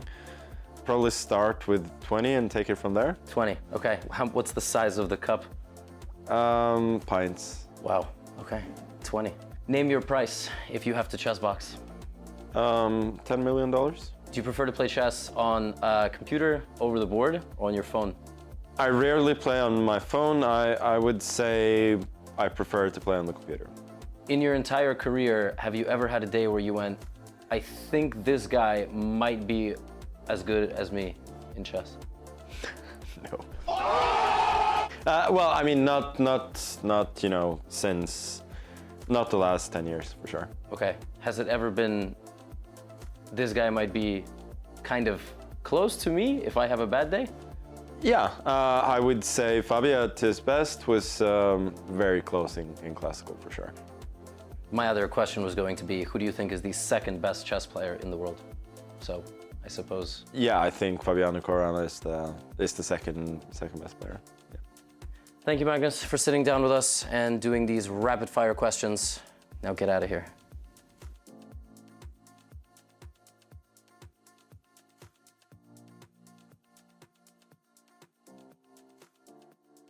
The fourth cycle of the Variants Community Series is the most explosive variant yet, Atomic Chess, where every capture on the board triggers a fatal explosion for the pieces around it. 6 weekly arena tournaments, held every Thursday, will be followed by a championship event with cash prizes, including a $1,000 first place prize. The third and final weekly arenas will be streamer arenas, featuring gifted subs as prizes.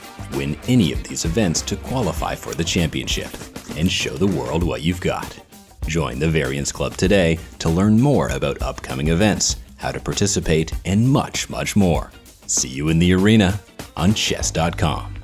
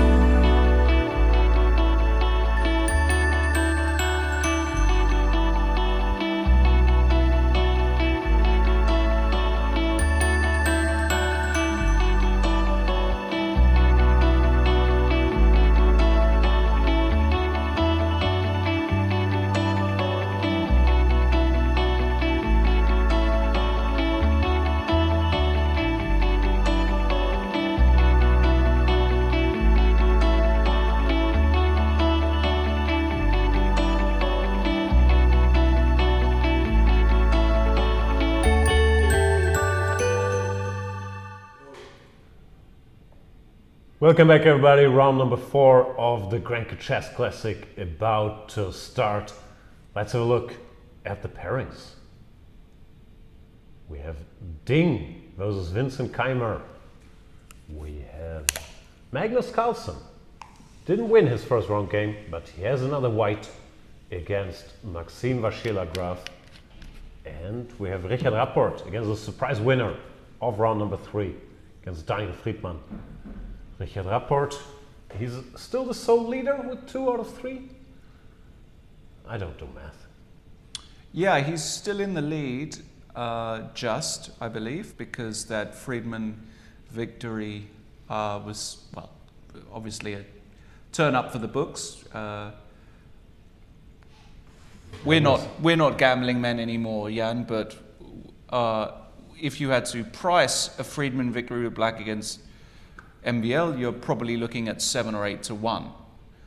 Something that's the expected result. So it's a massive shock. Statistically speaking, we can see that. But the good news for Maxime is now he gets a break. He gets black against Magnus. Yeah. And we got another invited guest and pawn in the. Pawn to d4. That or looks is that like e4? pawn to e4 to me. Wow, he can go left. He can go right. Through the center. Triple threat that Magnus Carlsen. What do you think their lifetime score is, Carlsen, MVL, in all formats? Didn't look it up, but it's probably pretty good for Magnus. He has a pretty dominating score against most of the top players. Yes, I would assume that that's the case. I do recall Maxime beat him once in the Sinkfield Cup, but overall, I'm sure Magnus is ahead. Gets rid of the jacket and the Sicilian. Yeah. MVL, one of the last Najdorf aficionados out there, when the rest of the top players, they've all become Berlin guys. I like how Berlin, Petrov. I like how you switched to Spanish there. Aficionados? Yeah, we can say aficionados, but I like how you put the strong Spanish. Yeah, well done. Thank you. Nice. Let's see if we get a Najdorf main, or are we going to get a bishop b5 check, or are we going to get some bishop c4, or what are we going to get? Are we going to get queen takes d4? So many options. Curious what Magnus has got cooking. Probably hasn't spent a lot of time preparing for this. Knight c3, love it. He might mix it. What do you love about it? Great move. Now he's going to go e5. I know what he's going to do. Is he? Yeah. Is he actually going to go e5? No. What? I bet you didn't expect that one. I told you I knew he was going. No, you didn't. Bishop e2 played. And the point is, if black plays e5, then you put the bishop on c4 with a delay. But if black plays a6, indicating he wants to play the Najdorf, then white is probably not going to play pawn to d4, but either going to play pawn to a4, asking black again, what do you want to do? You want to go e5? Then I'll go bishop c4. We play this boring structure. Or do you want to put your knight on c6? Then I'll play d4, and you won't be playing your typical position because you committed your knight here. So it's a somewhat small sideline that Magnus is choosing, showing that he doesn't want a theoretical debate. Just to be absolutely clear, you've actually looked at this position before? Yeah, of course. I spent a lot of my free time studying bishop e2. Really? Yeah. What's the difference? One drawback is knight c6 now, when the best move is pawn to d4, takes, and we play a classical where the bishop on e2 is not great, so black can play pawn to e5 now. Okay. But Magnus could also, after knight c6, keep the tension, go short castles, and once again invite Maxime to play pawn to e5 when he wants to do his bishop c4 business. Then black could play g6 and switch to a good version of the dragon. And yeah, pawn to e5 on the board, bishop c4, bishop e7. White is losing a tempo compared to more standard lines like knight c6, knight c3, and pawn to e5 here, where the bishop goes to c4 in one go. Well, I guess his argument is, in such a close structure, the loss of tempo is not fatal. What's the tempo between friends? Is there another way to wait there, just as I'm getting the creative juices flowing? Can you go h3 instead of bishop e2? Is that a move? No. Because... why? I don't know. Why is a3 not a move? Well, no, because after a6 you want to go a4. But h3... Similar concept, no? I don't know. If I go a6... a4? Yeah. Yeah, and again, if you go e5, I go bishop c4 in one go, and I can claim that h3 is more useful than the double bishop move. And if you... But knight c6 lines might not be. Then still, maybe you can pitch it to Magnus for his next game. Okay, I will. In the break, I'm going to do precisely that. Can I also copyright it? Delighted. Can I copyright it? Yes, every chess move can be copyrighted. I think they can. All right, we've got this position here, which is kind of fine for black. Normally white is to move here. Normally white gets to play knight d2. Now it's black to move. Yeah. The way players have tended to deal with this is, well, there have been a few ways. I'm curious how MVL wants to deal with it, though. Maybe castle? I'm not sure. Maybe he'll go knight c6 first, just in case knight a5 is a threat. Yeah.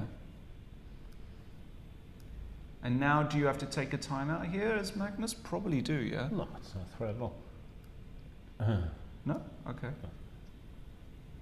You don't think he's... okay. Magnus, he usually likes to play bishop g5. Yeah, he does. Get rid of this guy. Then plug a knight in here. But after bishop g5, I would guess Maxime will try to offer the exchange of bishops. Also a standard maneuver. Yeah, it's not much. It's kind of just trying to get a random position that is non-theoretical where you can play. But it's definitely not much for white. He does go bishop g5. Who knew? Now black faces a decision. I like knight d7. Even castling is just fine. Yeah. Takes knight d5 is just so what? It's not winning or anything, but typically he likes this type of position. And against Maxime, maybe he's saying, Maxime likes, you know, the board on fire. Let's play a more close structure. Okay. Let's see. It's interesting. Meanwhile, we've got a Sicilian I haven't seen since Gary Lane played it in the Torquay Open in 1989. Yeah, Rapport going his own way. Friedman successful in mainline French last game. So Rapport is saying, not today, or not again today. Plays 2 d3, and Daniel plays c5, not going d5. Transposing to Sicilian. We get some hybrid close Sicilian, but a little different because white is not committed to knight to c3 yet. So a slightly better version for white of whatever these positions are. I think this is called the big clamp if you put the pawn on c3 rather than the knight on c3. I think it's called the big clamp. You English weekend circuit players, call your random anti-Sicilians, whatever you want to call them. To be honest though, I'm not in love with it for white, and... You don't like the big clamp? Not a big fan of the big clamp. Oh. No. I think Daniel can be very happy that he's going to get chances.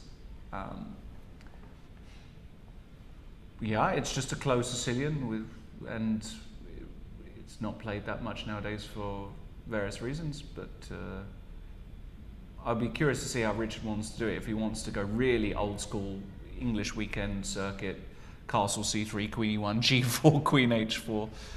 Could do, because it's just a reverse Dutch, effectively. Let's see if he goes c3 and then queen e1. Yeah, you go c3 for sure, and then ask black what he does. Probably black doesn't want to play d5, because then after e5, it's slightly... No, I don't think you want to... Slightly awkward with his bishop here. You never tend to go e5 here. Nah, I think you want to go e5. Let's agree to disagree. Yeah, that's fine, but I'm still right. And that's why Friedman goes d6. Okay. Not allowing this d5, e5 business, and now you have choice. You can make any move in the world. A4, queen e1, bishop knight e3, knight a3. Whatever gets your juices flowing. White has a broad choice. He goes yeah, A4. he goes a4, trying to stop b5, b6 I played. put the knight on a3 now, 100%. 100%? Yeah, That's I would say it's close to 100%. Wow. There you go, 100%. That's why they call me... The big clamp? The big clamp. No, of course not. When you play a4 to play knight a3, and if the guy goes bishop a6, you can put the knight on b5. That's why Daniel's gone rook b8. Yeah, now the next move is not so clear. I'm going to go for king h1. Interesting. And I'm nowhere near my 100%. It's not 100%? No, I'm going to say it's... Bishop e3 is an option? No, he's going to go king h1, 37.5%. Interesting. Yeah. How often is he going to play bishop e3? Well, he's going to play bishop e3 29% of the time. Any other moves?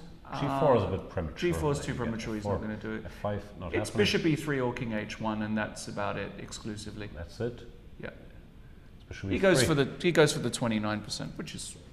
So if it's bishop e3 or king h1, why was one 37 and the other 29%? There was all the other little, like, the queenie ones and the h3s, and they all composed the rest of the moves. Yeah. I've got it all. It's all in the database. Okay. Yep. So bishop e3 played. Yeah.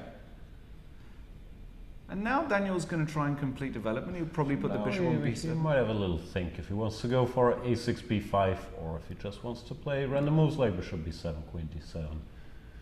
Not clear to me, but maybe a6 you get hit by d4. Yeah. I wasn't sure. He's going to play bishop b7 here. Daniel's a professional. He wants to connect things.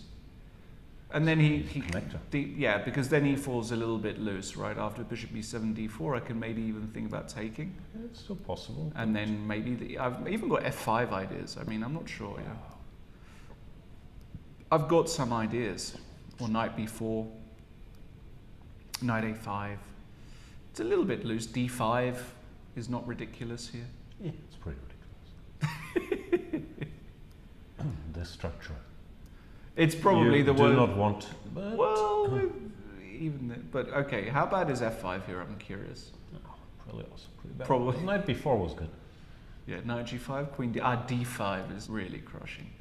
Yeah, this is very bad. Yeah, okay. Yeah, I can get behind this being. But yeah, he has to play bishop b7 first, which I think he will play.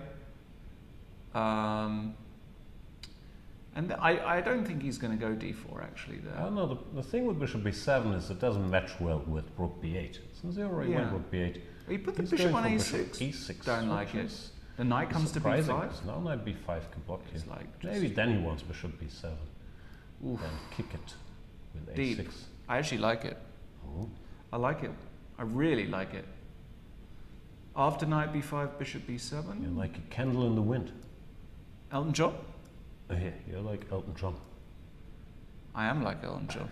In some ways. In many ways. We both like a fry up. We're both from England. And we've both got no hair. Yeah, that's exactly what we're thinking. That's what you were thinking. Yeah.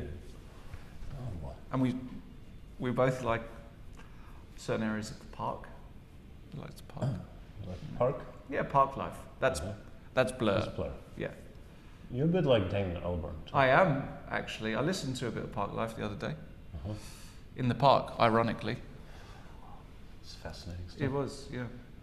Okay, bishop a6, Let's look briefly at Ding versus Keimer. This is spicy. Another Vincent Keimer special.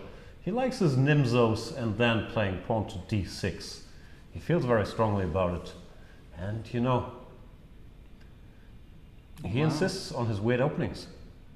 Wow. Looks like he's still in book.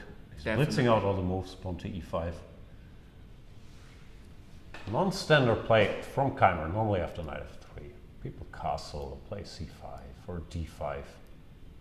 But Vincent, he's a fan of this d6 setup. I don't know why. Queen to c2. Bishop d2, typical stuff by Ding. He wants to recapture here with the bishop, leave the queen to cover the e4 square. Pawn to b6 and pawn to e4. Pawn to c5. Yeah, this is probably still known to Keimer. And Ding already took 10 minutes, so he has to find his way here through. this Vincent homework. You know, Vincent in Germany, he's known for building lots of opening trees. Yeah, I know. I was going to get him a shovel for his birthday, but I don't know how that would go. Maybe he'd misinterpret it. How would he misinterpret it? Like he was digging his own grave. Ah, got it. No, he plants more trees than a gardener, for sure. No, he was on the German program. I saw it. Yeah. Talking about the trees. Did you see me on the program? Many years ago, the same one, right? No, oh, I was the same on one. the show where he was. I was dropping knowledge about Vincent. Oh yeah, no, that's right. I did see you, but you were on. Was it ZDF years and years and years ago? Do you remember? I don't remember. There was a show like maybe 10, 15 years ago. You were on the TV. You were interviewed by a lady there, and you were talking about chess. You might as well have been talking about Tiddlywinks. What's Tiddlywinks? That game where you kind of flick the little disc and you have to kind of put it in a cup. Anyway, okay. You were very good, I have to say. Thank you. That means a lot. Yeah. No, you were much younger, more hair, the curly big hair. Do you remember that? Yeah. More optimistic about life and the world. Yeah, just faking it. Oh, you the were cameras. Okay. Magnus, after bishop g5. Knight d7 was played, offering the exchange of bishops. Yep. Carlsen takes. Now, knight d5, queen d8, logically enough. He goes h4. So aggressive. Pawn to h6. Maxime does not want any knight g5 business. Yeah, I was going to say, after castles, you go knight g5 immediately, right? Just immediately. Pre-move. Pre-move knight g5. Doesn't work, but h6 and you go queen h5 and you just carry on. Yeah. And a6, queen g6. That's beautiful. That Yeah. Oh, baby. You should have allowed this because it's pretty. This is so pretty.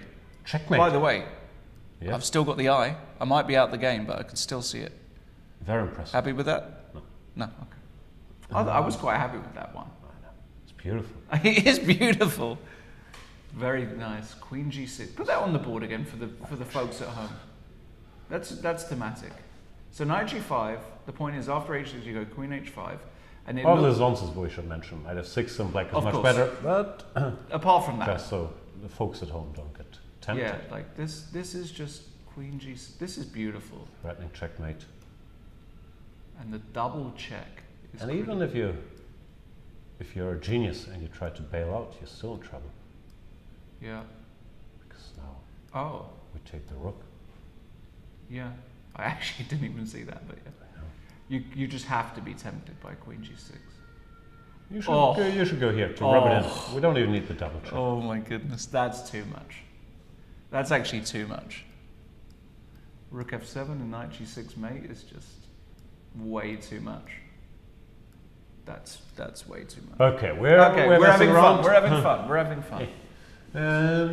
Instead, after h4, h6 was played, pawn to c3, knight f6, and knight d2, back to shuffling. But it looks to me like black is perfectly fine, actually. I'm not so sure about this h4 move. No. To be honest. No, knight e7, wherever. Bishop goes somewhere. Now we castle, then bishop e6 or d5 one day. Looks like black is doing great. Great for black. Yeah, and that's the problem with this opening. You try and avoid a Najdorf by playing, losing a tempo, but ultimately it's a full tempo on a well-known line where black is already doing okay. So this is just not really much of an attempt. I'm just looking forward to pitching my h3. Yeah, please do. I will. Yeah. Meanwhile, so that's looking good for MVL. Back to Rapport quickly, very, very quickly. So we've had a few moves. He didn't actually play knight b5. He played bishop f2, queen d7, rook e1. That's preparing d4. Ah, okay, he wants to prepare d4. Rook b d8 and d4, I guess. Yep, looks logical. But yeah, but could also delay it, but takes knight b4. It's a little bit loose for white. Knight b4. Yeah. Threatening to jump to d3. Yeah. I got it. Yeah. I don't love it. Play some clumsy move. Yeah, it's way too clumsy, rook e3, and then you get hit by this f5 at some point, and then the d5 square, and then you can just lose. Oof. Actually, this is a disaster. So, I actually white is better. It's not a disaster at all. f5. White is better. Oh my god! I would take black all day here. What, you have some random queen b3, and you just calculated. You calculated. What do you want from me? You just calculated everything? Okay. Fe4, you just calculated and everything's there. Just rook takes e4 and you're not worried about a knight landing on d5 like any human in the world would just be... Horrible play. No, I understand e6 is weak, but things have to be calculated as well, right? Anyway. Okay, he's not going to go forced. Knight c2 is also typical move, like Gary Lane would play knight c2. Gary Lane would play king h1. Yeah, Gary Lane would have the rook on e1, he would leave it for the queen. So knight c2, is there any other clever move here? Queen d2, stops knight b4. Nah. Also clever. Queen d2, knight a5. Ooh. True. I don't like queen d2. And queen c2. Queen c2 I like more. No, first queen d2. After knight a5, queen c2. Oh, you just want to protect the pawn. Okay. Stop the fork. Big choice here for Rapport. Yeah. He's studying the situation, probably thinking about d4 takes, knight b4, rook e3. Yeah, I don't think he's going to go for it, personally. You can't play g4 either because you get hit by some g4, f5, you don't want it, usually. Maybe h4, you know, these modern kids and their h-pawns. Oh, he does go d4. Surprised. Big surprise. I am surprised. Okay, this isn't now good. Well, no, this is just getting critical now. And Daniel, I think Daniel plays these positions really well. I think... Really? I've never seen him play a position like that at all. No, I mean in general, you know, I just don't think, you know, if you're going to play Daniel, I think you're giving him everything he wants. He's really good at finding squares, and it's a bit like Finding Nemo, but finding squares. Okay. He's just really good at these kinds of positions. I think Daniel is. Yeah, so his strength is finding squares. Yes. His weakness is not finding squares. not finding. He takes. Yeah, maybe he found the d3 square. Yeah, I think he found the d3 square. Rapport could bail out with knight takes d4, which is not uncommon in these positions either. It wouldn't surprise me if he plays knight takes d4. It would not surprise me one bit. But then it's kind of like black's position makes sense. Yeah, it doesn't look too scary. No. Meanwhile, Ding has put his knight on f5. Whoa. That's a Ding good at finding squares, or it's not his specialty?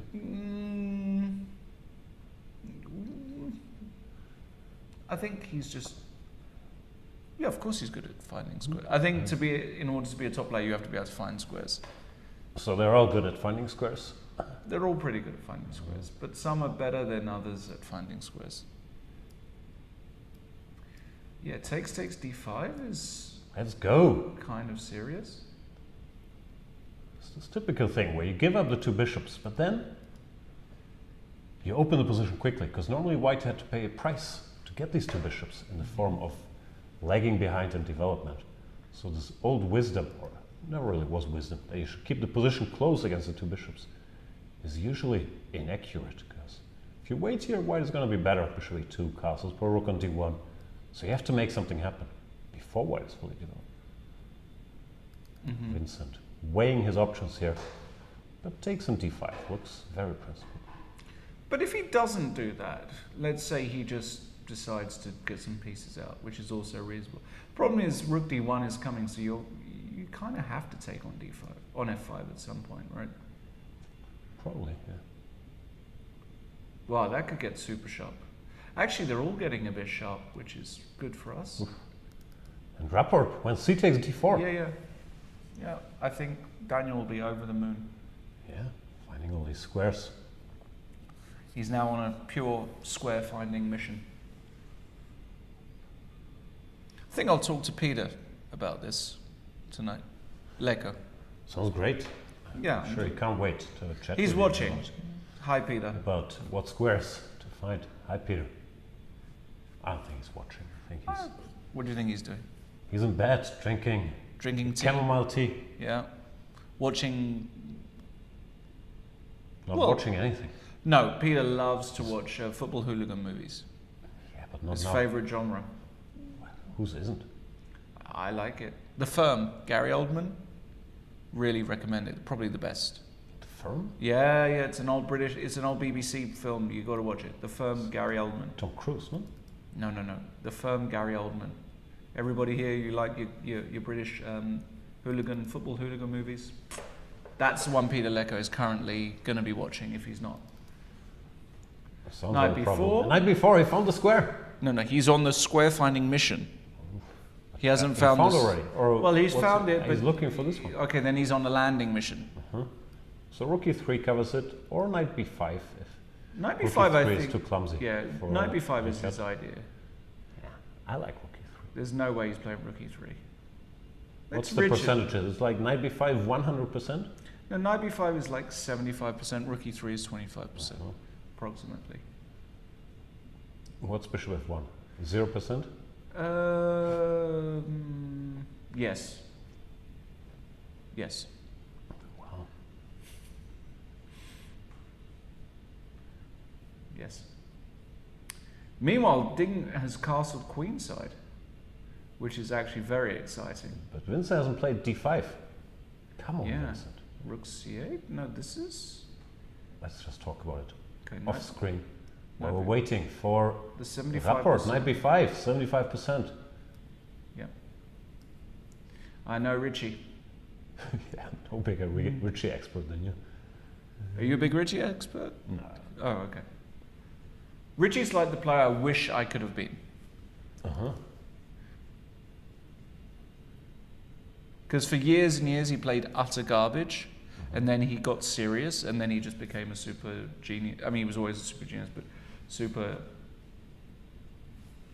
reliable top 10 grandmaster.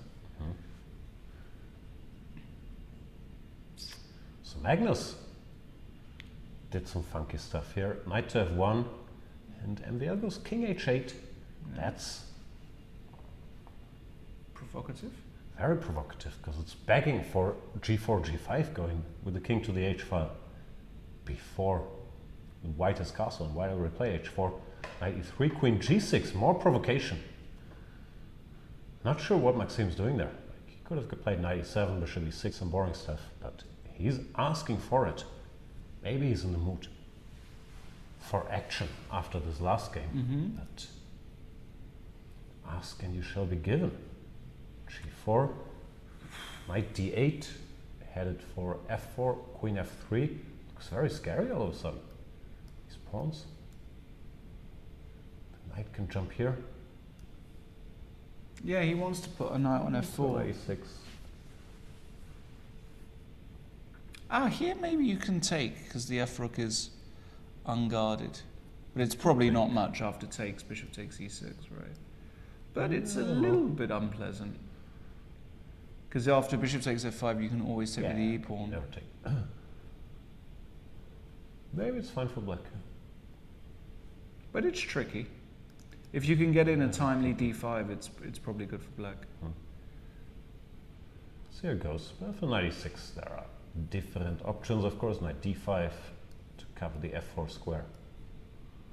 If you go g5, you just go h5. Yeah, it's not doing much.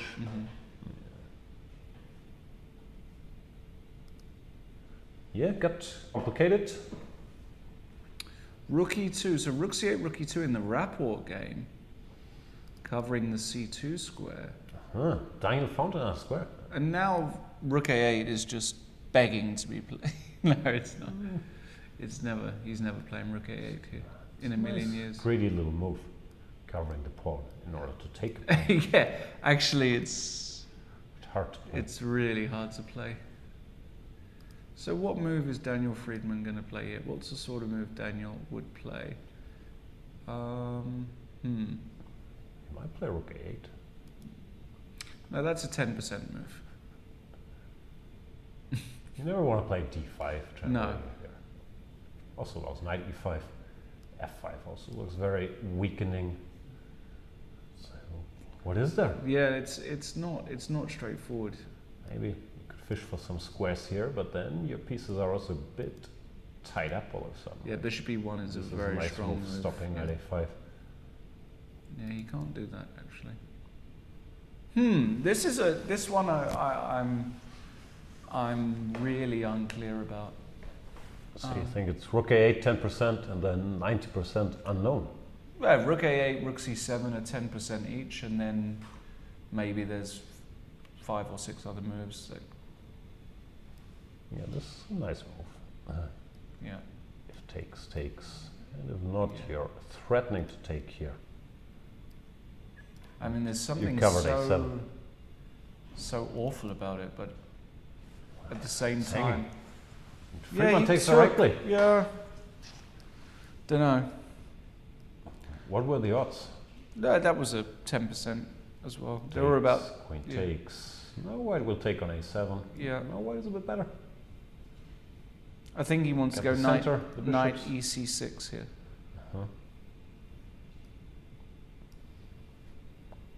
That's what he wants. Now maybe Rapport finds the a3 square. Yeah, I think he will definitely find that square. And now, yeah, the queens Don't love this. Don't love it. Okay. Nope. That's okay. Yep, a tough position though. Can't be too critical, I would say. Why not? Well, you can be critical, of course. Just not too critical. Yeah. It's a really No, tough that's stuff. for you here. Yeah, I'm going to So need now some you're- of this stuff. Had a that- long day.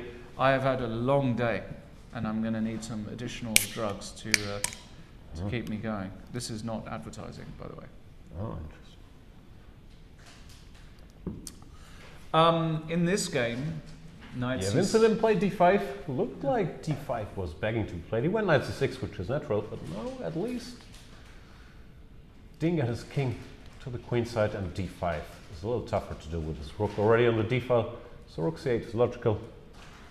And Ding goes queen d3. Not worried about development. He's just saying, give me that pawn. Not sure he actually wants it. I think he mainly wants to get out of the c file. and Why make doesn't a he little want harder. it? Takes There's- takes knight e4. That's, Thank you. sure. So then he wants basically, if Ding is given 4 moves in a row, he's going to go king b1, bishop f. e2. Oh, you don't think he wants to go f3? No. No.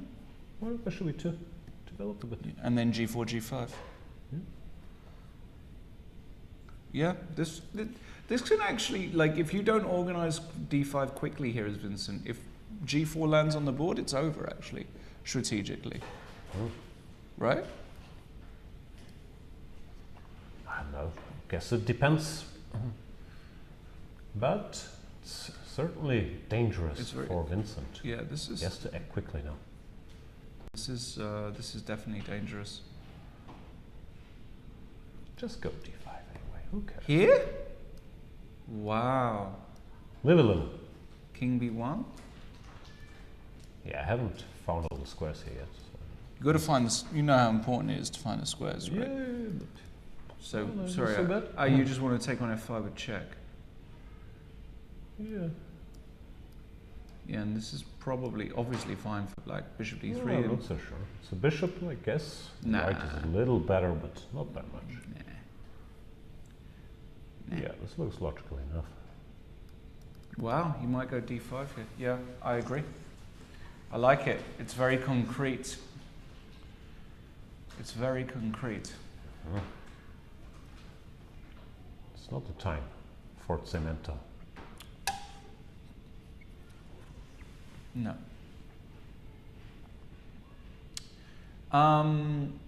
MBL Carlsen, we've had bishop d7, so a bit of waiting. But Saying, if you castle, I'll be ready to go b5. but so what? Bishop d5? Yeah, it's not winning. What he's saying. I mean, I would castle here every day of the week and twice on Sundays. I don't think Magnus going to castle. Castling is a 22% move-ish. Other moves are a4, queen g3, knight f5. But I actually think he is going to castle. I think he's going to say, you know what, MVL, I'm not afraid of b5. He might play king d2, but maybe that's a bit too sophisticated. That's a 0%er. 0%? Yeah. He's not playing king d2. Okay. If he plays king d2, will you walk out and never come back? Gladly. Okay. Gladly. Okay. Gladly, he says. Like, retire from chess, leave the chess world. I retired a long time ago. But please play king d2 one time. And rook takes a7 played by Rapper. I'm not sure why it took so long for that one. Probably calculating knight d3 because rook c1 is a threat. Ooh. Or squares. Yeah, this is only about squares. And he does it. Just slides it in there. Now this is actually quite interesting because you can't actually like if you go rook c2, which is a natural reaction, does that just lose? I don't know. Feels like it loses. Looks terrible. Yeah, queen b3. Yeah, it felt. That's it. That's the end of the game. Wow, so you have to go bishop f1 here. Yeah. Oh. It doesn't lose. Okay, but Bishop f1 looks nice. yeah, but you can take queen e8, protect the knight, and then you've got the dark square bishop. That is true. Rook c1, queen Just doesn't d2. do much. Yeah. He's all tied up. But he's gonna. Let's see. Yeah. Play he bishop plays- f1. Yeah.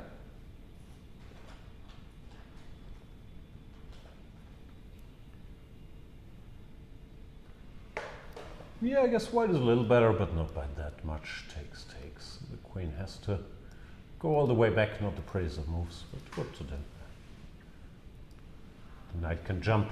No, but I think you take black here.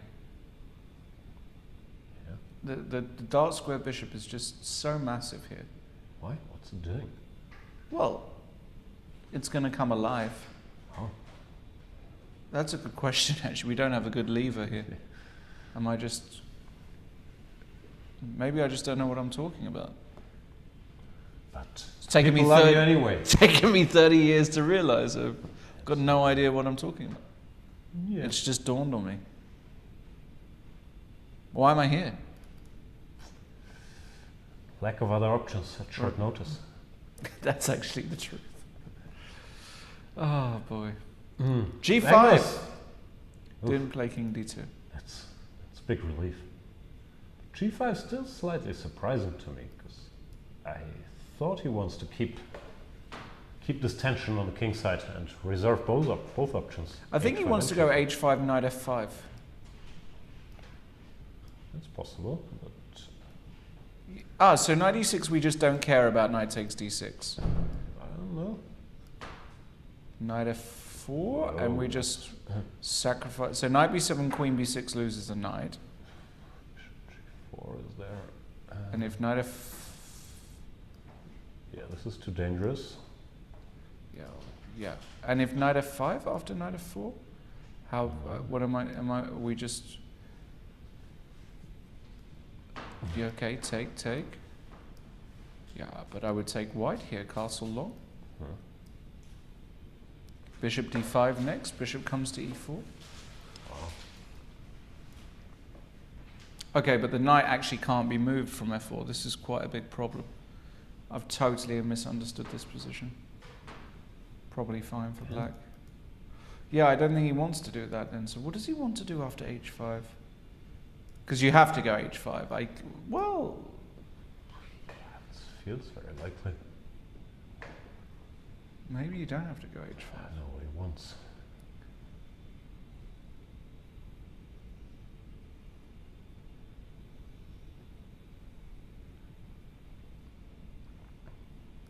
Seems taking his time here. What's he thinking about? Is he really thinking about allowing GH6. Looks so risky. Yeah. H5 looks so normal. We've still got loads of time, hasn't he? He's got 30 minutes on the clock. Meanwhile, we've had a bunch of trades in Ding. What happened here? He took the pawn, he ignored my 94 warning. Wow. Vince played Queen C7 and Ding took, allowing 94. A bit surprised. D7. Is he happy here? So knight f2, rook g1. Yeah, knight f2. I'm also a bit curious if knight c3 is an option, but knight f2, rook g1. Some rook comes here, takes. He wants But black has to be doing fine here. Knight d4 or something. This is just, the pieces are just so well coordinated. Like how can black ever be worse?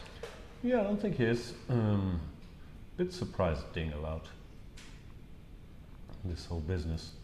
Maybe he didn't like his position and thought it was time to bail out, but yeah, what can I say? I'm surprised. We've played g4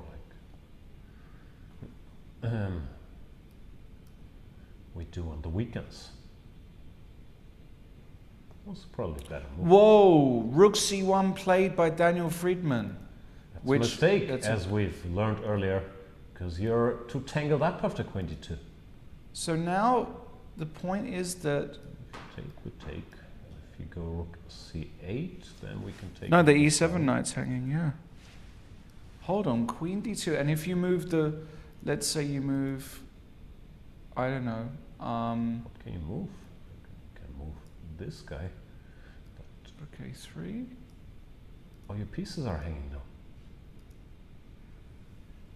Wow, I'm actually surprised. Maybe you spotted the square. But now, knight e1. Whoa. Bad, actually. A bunch of different ways, and yeah, with these black pieces falling all over each other, it's not too surprising. This is not working. This could be bad news for Daniel.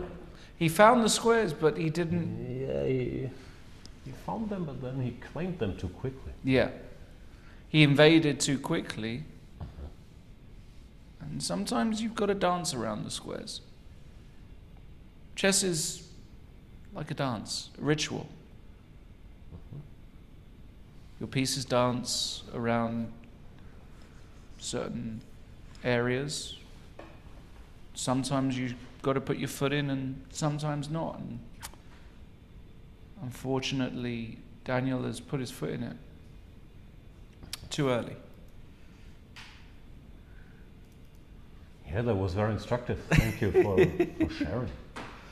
Jonathan Rausen's watching. This will be in the next chapter of the 7 Deadly Sins of. So you're saying chess is like a dance. Sometimes you gotta put your foot in, and sometimes you don't. Correct. Okay, got it. So queen d2 forced. Yeah, this is just instantly played. If he were to go here, then. Oh, he's banking on queen h5. Counter. Queen h5, and all of a sudden. It all makes sense again, but Vachier is not going to allow it. No, he's not. Well, after queen d2, queen h5 doesn't work because the knight on d3 is still en prise.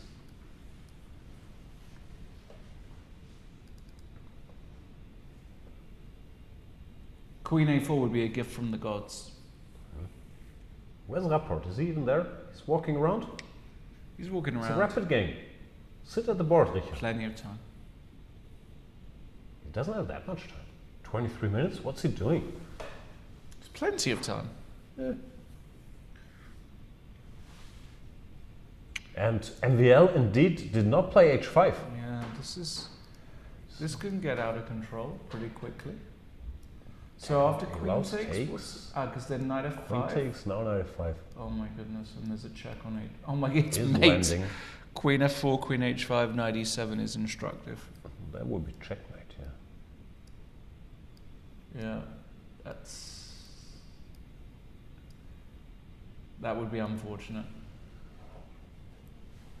Yeah, that probably won't happen, but I don't know. If he Then really you have wants to to take go with the pawn. GH6, looks so ugly. Yeah. Seems like he has to. Magnus is smiling to himself. Yeah, should be. I think he understands that. Yep, GH plate. Now either castles or king d2 to put rook on g1 is really. Is king d2 still a 0% move? No, it makes some sense. Okay. What would you estimate it at? Hard to say, but 20%? Could be.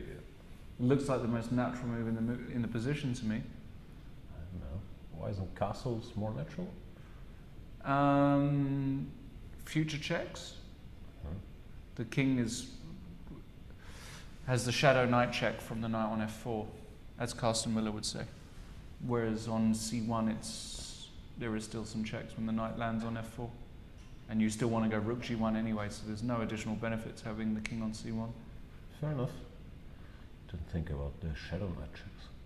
Shadow knight checks are a big thing. Yeah. Knight d5. Knight d5 plate. Hate it. Why? Just feel like if black can play f5 in one go, and if it works, then It's relying on some. Yeah, knight e7, Some which I completely missed, by the way, obviously. And I would just, but okay, and if I take? No, there's counterplay. Yeah, but it feels Something like Maxime could do. Yeah, He no, likes for to sure. activate. 100%. He's sleepy pieces. 100%. He's looking at he's Yeah, 5. I Doesn't even was need just- very long. yeah. I mean, it's just Look such at him. He gives Magnus a look. yeah. No, this was poor by Magnus. I Alena. think. This was poor. This was done knight d5 was played way too quickly. King d2 keeps some squares. Was the way. Now Maxime is in his element. This is now I think actually all three results back on the table.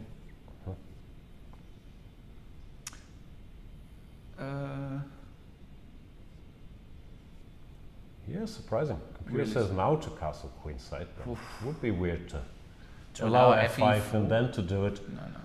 So I guess he was banking on 97, but Yeah. maybe he underestimated that. Oops, sorry. Let's go to h7. That black gets so active here. Of course. So let's just try and understand it. So the point is you're threatening d5. That's the point. Takes. Rook f6. No. Rook f6? That's what Compy says. Knight What? f5 Oh takes. my goodness. This is nasty, And bishop but- c6. Well, you can feel black has all his activity Yeah, on his side, yeah. so something could go wrong. Yeah, no, this is nasty. Magnus? No. It's not the kind of thing you want to give Maxime, No, like no, all no. this activity and all these tricks, so I'm a bit surprised by knight d5 as well.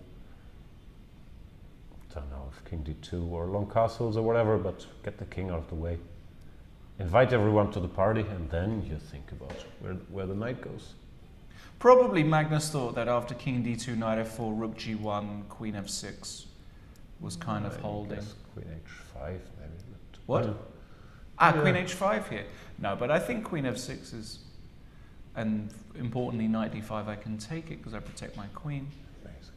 And yeah, okay, but Yeah, it's not too bad there's no for black threat, knight. right? And I think this is probably the position that Magnus thought, yeah, this isn't that much actually. Mhm. Which might be true, but Yeah. now he's in danger. Yeah, I actually think that Maxime has got a serious chance. Look at Maxime, taking a little walk, Yeah. enjoying himself. Oh yeah. He looks like he's having a great time. Yeah. By the way, Ding against Keimer has just Ding did take on, Vincent did take on c3, yeah, that's what I was wondering. If you Yeah. don't want to go for this knight f2 business, you could just do this. And although white is a pawn up, it's not the prettiest pawn in the world with all these double pawns. Yeah. Next you bring your king, then you try to shuffle the knight around. I think it will be a draw, but I would take black every day of the week and twice on Sundays here. No, I'd take white. It's Would pawn you? up, but, black But should be how? fine. But how do you...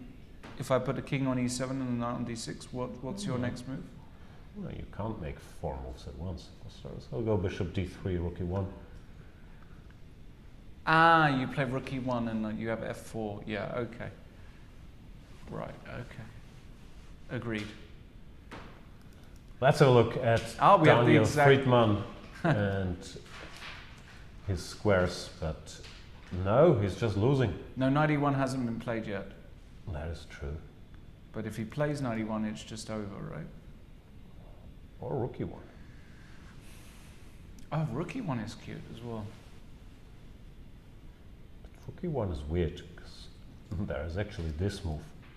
And you can't take on b5. Why? The rook's protecting f3. Ah, it's double check. Double check. Oh my goodness.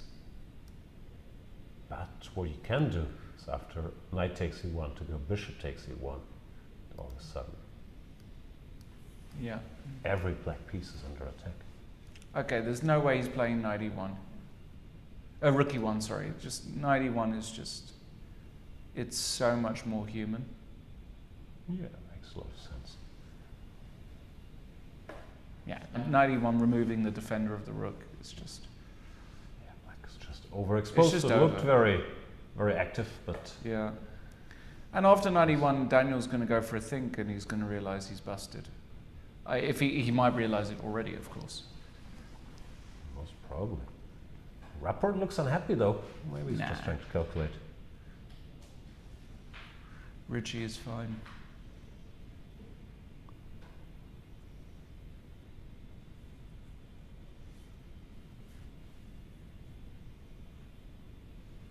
Well, this is a fun round.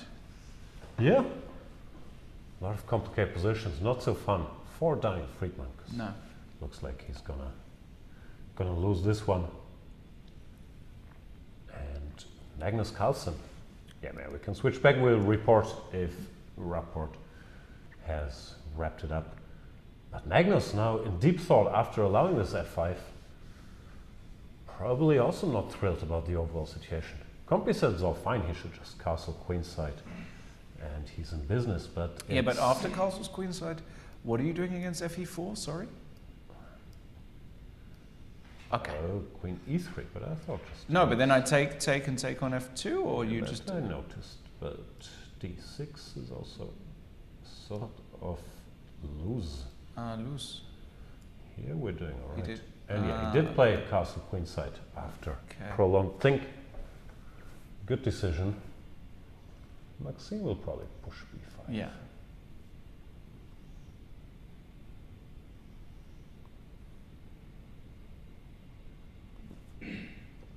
Very sharp.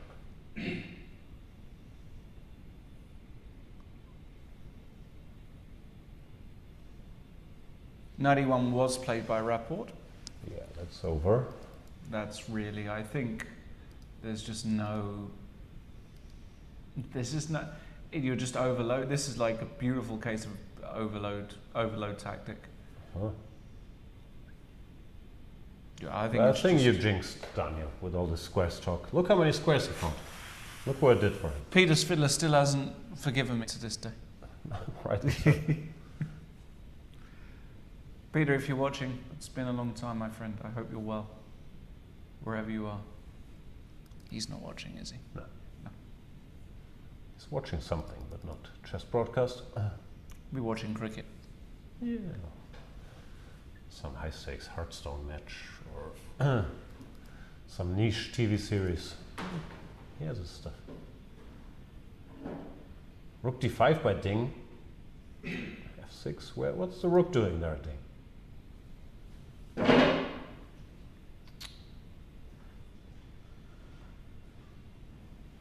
Actually, can this get a bit out of control? Yeah.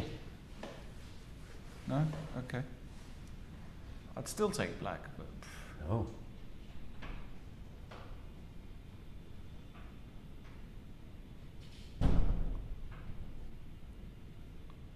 Ding has to make How some ridiculous is the move c5 here? Probably fine. I mean, I know it's not a winning try, but just to make my if I really don't think I've got genuine winning chances anyway. Yeah, because if you take, I can take, put the bishop on f3. Yeah, but now you're probably slightly worse with these dial pawns. So knight f7, knight d6. Well, I don't think you're worse here to begin with. Yeah, I can't quite. If you want to change something, you can do this. Oh yeah. But now I give the e5 square for the knight. Yeah. Just Black We're never, pawn up. I don't think Black never loses this position ever, right? No. How do you lose? Slowly. King No. c2, a4, a5. King comes over. Nah. Rook goes to c5. Yeah, no, black should be fine. I don't see black losing this ever.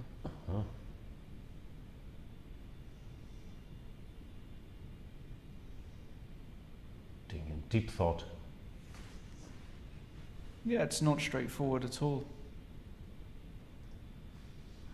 No, he could make some nothing move, but black's position is very easy to improve with this knight coming to d6 or even c5 or a5, depending on the circumstances.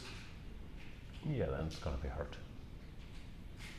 to make any progress. I'm not sure I'll have this. Rook coming to d5. I think it's time to bail out, play f4. No, he plays king c2, and yeah, knight b7 blitzed out. And king b3. He's going forward. What's going on here? Is this king? Okay, it's pretty safe actually. But maybe it's a draw. This king can't keep going forward because of the fork. And if king a4? Fair point. Knight c5, then you can keep going forward. And then king b5? Unstoppable. But we have more jumps. We do. Yeah. So many arrows to draw. Okay, just king a6. Ah, but if you take on c3? No. Rook c7. I've got to be careful here as white, right? Yeah. But I think there's not too unlikely, this whole knight c5, knight a6 business. Vincent studying the situation.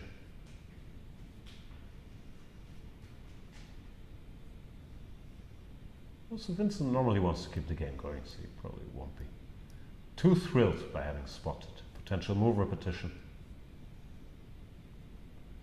But can you ever win this? Knight e4, f3. I don't think so. Yeah. We'll find out. Okay, keeping an eye on that. Daniel Friedman is yet to move, which is totally understandable because he's just coming to terms with the fact that the position is lost. He might Very even lost, resign. he's just losing a piece. Yeah. Knight takes f2, let's say many moves win, but just rook takes f2. Yeah, and this b4 is hanging. Under attack, this under attack, this under attack. Queen goes somewhere. White takes here. Just a whole piece down. And what else can you do? There's just nothing to do. No. Rook fc8 is the other logical move, but it doesn't No, threaten just enough take to on just d3, yeah. And That's your it, piece it's down. just a piece, yeah. No, this might be resigned. Wouldn't surprise me if he just resigned. Richard Rapport cruising. Looks like another 1.5 out of 2 day for Richard Rapport in the making, which would solidify his tournament lead.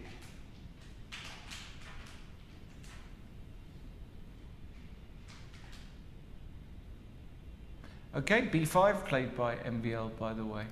Yeah, no surprise there, but the next move will be the real decision. Bishop b3 is going to happen. And now he has to make choices. Yeah, I wanted to play c4, but... I know. Did you? It seems like it's not good. Of course, that's the first instinct.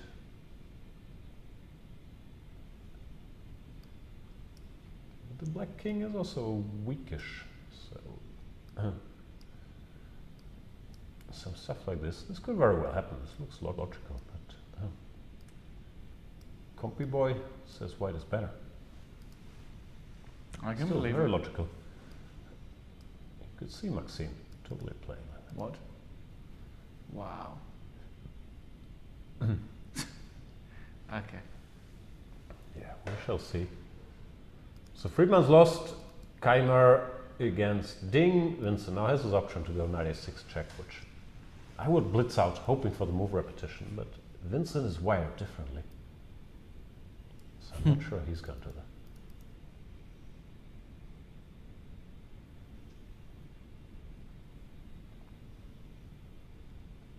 Okay, let's stick with Magnus.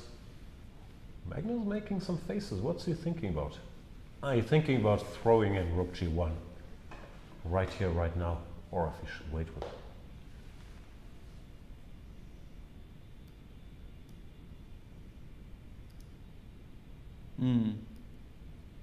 Queen has to go to H7. Yeah, he's trying to figure out in these FE4 lines if he wants that included or not. I don't have an answer. Me neither.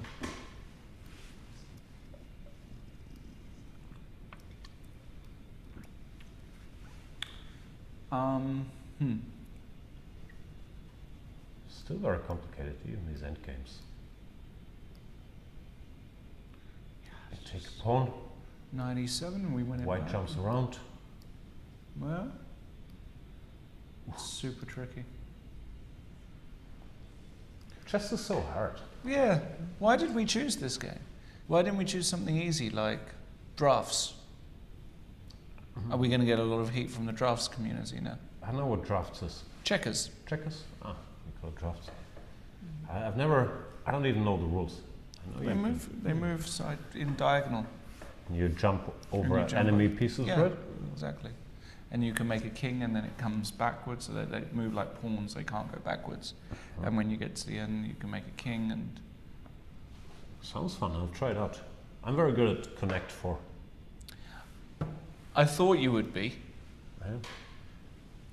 You're a connector. You're a natural connector. Yeah. You're a natural broker. You're a natural, people person. Yeah. Yeah. Love people. Yeah. And Connect 4. I agree. Here's a view of the stage. A bit more old school with the demo boards, of course, digital above nowadays. As I was saying to Jan before, I used to love the wooden demo boards. Mm. I remember doing the demo boards for British Championships when I was young. Mm-hmm. I think it was 97. I was doing a demo boards where it was a four-way tie for Mickey was there, Matthew Sadler, I think. I used to look up to these guys and think, wow, I want to be there one day.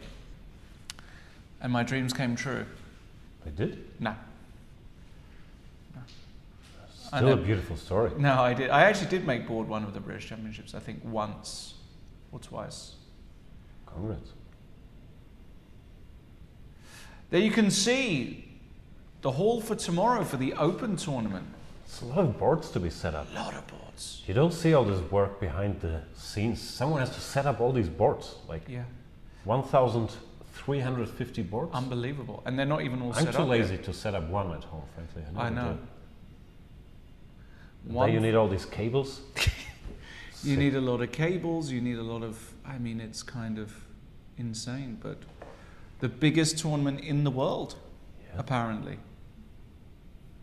Quite impressive. Stuff. Right here in merry old Deutschland. No, it's Karlsruhe. Karlsruhe. Magnus went bishop. Now he went rook g1, threw that in there. Yeah. Queen h7 and bishop b3.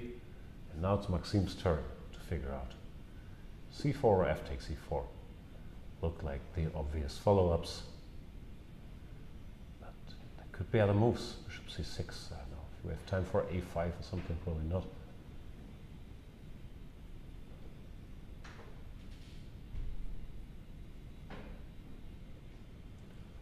So let's check this. F takes e. Queen takes e4 is obvious. Queen e3 is some computer suggestion, but it's too deep for me. Particular. I'd probably transpose anyway after rook f3. So this you have to take, I guess. Takes. c4 is the most natural move in the world here. c4 is also logical, blocking this bishop out. Bishop c2 Rook takes, f2. logical enough as well. Knight e7, knight f4, huh? Yeah, knight e7, I don't know, there are alternatives, I don't know, rook g6 or knight e3. But knight e7 keeps the option of giving a check here on g6 maybe, so it makes some sense. Even that check might not be that dangerous after king h7. Yeah. And if rook takes d6 here? Ah, there's knight e2 check, excuse me. There's a fork. Yeah, excuse me. So this seems to be. But this is dangerous for black, right? After knight, because d6 and h6 are both very weak. After knight g6 you shouldn't take. No, you can't take. And rook takes d6. Ah, no, sorry, we're falling for the same trick. Huh? So Still takes. fork. Yeah. And Daniel Friedman has resigned after too many of his pieces got taken. Knight e1, knight takes e1, and Rapport didn't even recapture, which was also good. That's it. You know what? Free rook, why not? And then he took the other knight. Knight bd3. Now he took. Goodness. You're running out of stuff. Yeah, Daniel got a little carried away there with all these squares on the queen side. I guess with hindsight, this bishop takes b5 turned out to favor white. To play one of these weirder, slower moves like rook to c7. Because here it looked active, but Rapport just has more pieces in the danger zone. And yeah, Friedman was lost quickly. So Richard Rapport, 3 out of 4 so far, crushing the tournament. Absolutely. Ding has played a4, meanwhile in his game trying to grind something from this ending. Yeah, interesting that Keimer played rook d8, didn't go for the repetition. He's kind of tricked him now, because after a4, knight a6, there's no king a4 anymore. So you have to go back. Yeah, so you have to put the king on a3 or something. Vincent wants more then. I think Vincent wants more now. Yeah. He's an ambitious fella. Do you know who else is an ambitious fella? I don't know. Sebastian. Sebastian. Sebastian? Which Sebastian? Fella. Over ambitious, you could argue. Yeah. Does he still play? I don't know. I haven't seen him for a long time. He is a fella who was embroiled in some controversy a few years ago. Was there controversy? You trolling? No, I didn't think it was that controversial. No? Sebastian Fella? Yeah, wasn't it? You mean established? yeah, right. Cheat, Yeah. There's that, of course. Yeah. So Vincent.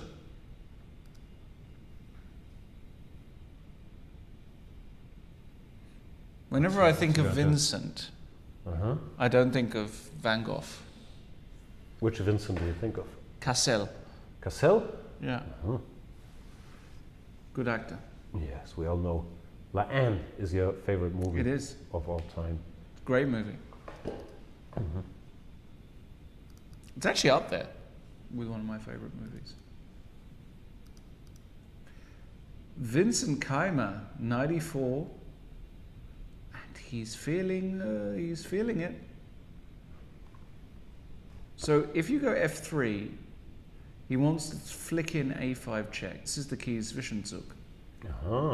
Intermezzo. Intermezzo, because if king b5, knight takes c3 is check, and if you go back to b3, now I can take on d5, and or you can go check, but yeah, you can go check. What is this? And then take. It's just losing for white. This is just losing. The king is awful on a3. Yeah, e4. Yeah. No. This is bad. The knight can reroute to d6. It's just a little bad. No, I've got a weird feeling here that Vincent can win. Questions. Yeah. Yes. Compy says white should bail out now with your And C5, C5 similar idea. Makes Yeah. a lot of sense, but Yeah. not something Not you easy. love to do. No. I don't know if Ding's going to do that, but we'll see. C4 played by MVL, by the way, Yeah, which apparently is a massive mistake. natural, but computer really hates it here. Queen E3, Rook F3, and what, Queen E1 or something, or what? Queen D2. It looks like a mess. I don't know. I mean, it might be bad, but I know I it's can this understand move. why he would be. It's this move, attracted knight, to this it. impossible Yeah, move, knight we reached F4. this position earlier. Knight F4. Don't ask me why. So if I What's the take, point? I If take rook on F4? D6, and you just have everything hanging, even with a check. There's just nothing to do. This is hard to do. You have to find knight F4 a while away, which is not easy. Maybe you don't have to. Maybe you can go here, just attack the pawn without any craziness. But no, after c4, Magnus plays bishop c2. He doesn't want any part of this mess. Trying to keep things under control. And that gives Maxime another chance to transpose to this line we were looking at earlier with takes, take on f2. And things should be roughly equal. But anything could still happen. Knight c5 looks sort of principled, insisting on making stuff happen here, but then the knight is a bit offside in this action. I don't know, it's all very complicated to me. I have rook f3 now we can take. And if b takes c4? Yeah. Now knight c7 exists and rook takes d6. Still random, but here with the weak black king, this is not so surprising, but white should be better also. F4 looks nice. Wow. Big clash here. Maxime must be extra motivated after having lost the Ding first played game. f3. Massive, A5 massive happening. moment. Massive moment. Knight c5, he's going to do exactly what we said. He'll put the king on d6, e4, and Vincent is big favorite. With that, Wow. Ding is playing just dreadfully, huh? Vincent's nodding. Sorry? Vincent is nodding. Yeah, when Vincent starts to nod, you pay attention. Rook Yeah. d6? But he doesn't take. Where's rook d6? He wants e4 anyway, or what? Yeah, not sure. Of course, taking and undoubling the pawns is a bit counterintuitive, but it looked very strong. Yeah, but you're getting so much momentum.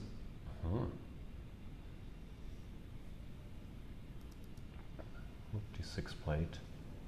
Bishop d1 by Ding, trying to bring his bishop to cover as many pawns as possible. Now that c4 is no longer on prise, rook d5 might still be good, but usually you don't go.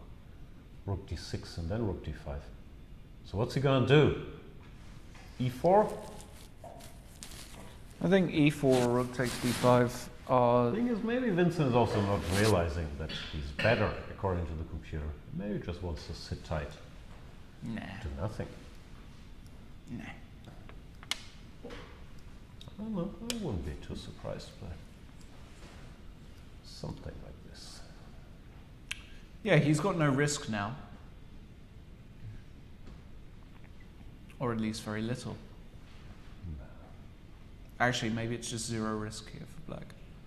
If you just sit, I don't see how white can ever win.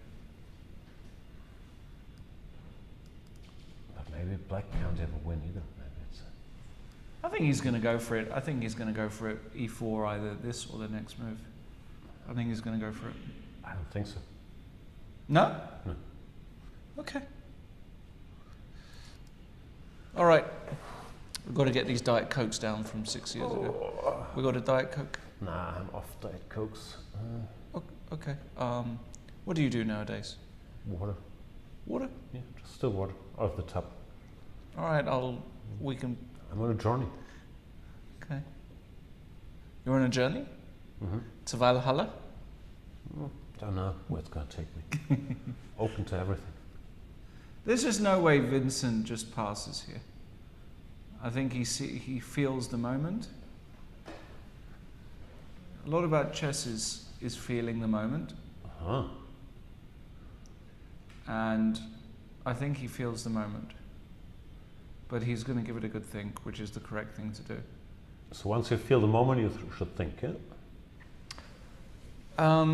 Feel first, think later, yes. Mm-hmm.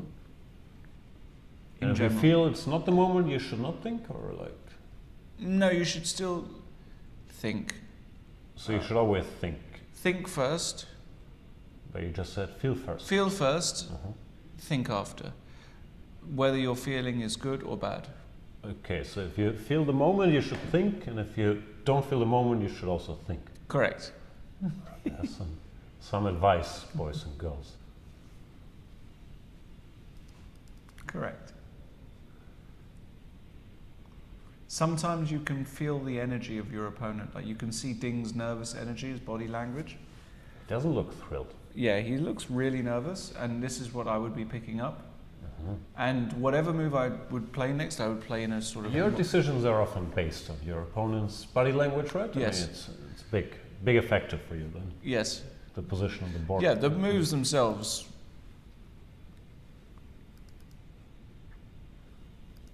In the Magnus MVL game, we're headed down this road we were talking about. They got this endgame. MVL can now take on f2. He can also play some other move. Mm-hmm. It's a pawn, take it.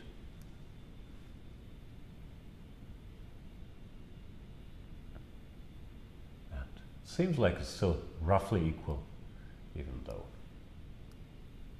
some potential fireworks. The mainline went something like this. Now this check. King h7, important move. Takes. Rook takes d6. Bishop g4. And tiny plus for white. But Maxime is about to not take. He wants to, I don't know, move the rook. It looked like he was getting ready to play like rook a8. Nope, bishop e8. Ooh, a little bit passive, but okay. Covers the square, gets out of the d file. Maybe he's preparing bishop h5. Nice maneuver.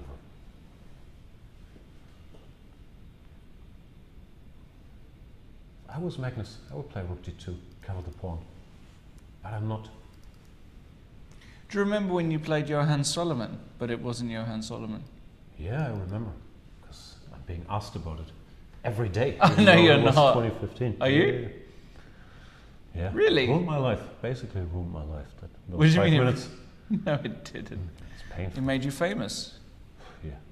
That's the kind of fame you want to. You remember when Magnus beat you with a different account. Isn't that funny? He used an IM's account and the IM played better than the IM would typically play. Hilarious. And yeah, I'm not over it. One of my favorite clips, by the way. I know. Really. I've watched it quite a few times. I know. You have some weird, I don't know what to call it, fetishes. What, watching you get beaten by Magnus? Okay. Exactly. All right, Vincent, come on. This is your moment. Come on. He's going to take. He's going to do something with e4. I don't know how he's going to do it, but he's going to do it. I think he's going to take king d6, c4, and then go for it with e4, with this white king so badly placed. Yep. Could happen, but it's going to be tougher since he already went rook d6. Yeah, that's the only issue. Once you put the rook there, it's much harder to even think about capturing on the next move. He's taking a big time out here. That's what I like about Vincent. He invests, I've noticed already, when he really identifies critical moments, critical positions, he gives it 100%. Spent a lot of time in the critical moment, but then played knight to a6. Well, this doesn't change very much, but Doesn't it? well, Bishop c2, what's the move? Back? I don't think he realizes he could be better. I think he's just trying to keep it together. He wants to go knight c7. that's what I was thinking. Force the rook trade like this and put a king on c5. And then you can put the knight on d6 and Keep shuffling. Yeah. and then white has to put a king on b3 and a bishop on d3. And then you're trying to look for a zook, but there isn't one, right? No, I don't think there is one.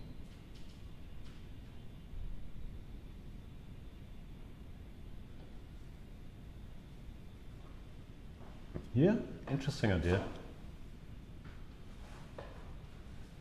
Can white? No, white has to exchange rooks. Well, eventually. no. Well, yeah, you do. Sorry. Yeah. Well, I mean, you can go d3, but it's the same thing. So, bishop c2 played, knight c7, takes. I've got an absolutely no. It's just too insane. I'm going to get killed for suggesting it. Am I? How ridiculous, and it is ridiculous, but how ridiculous after knight c7 is bishop e4? What?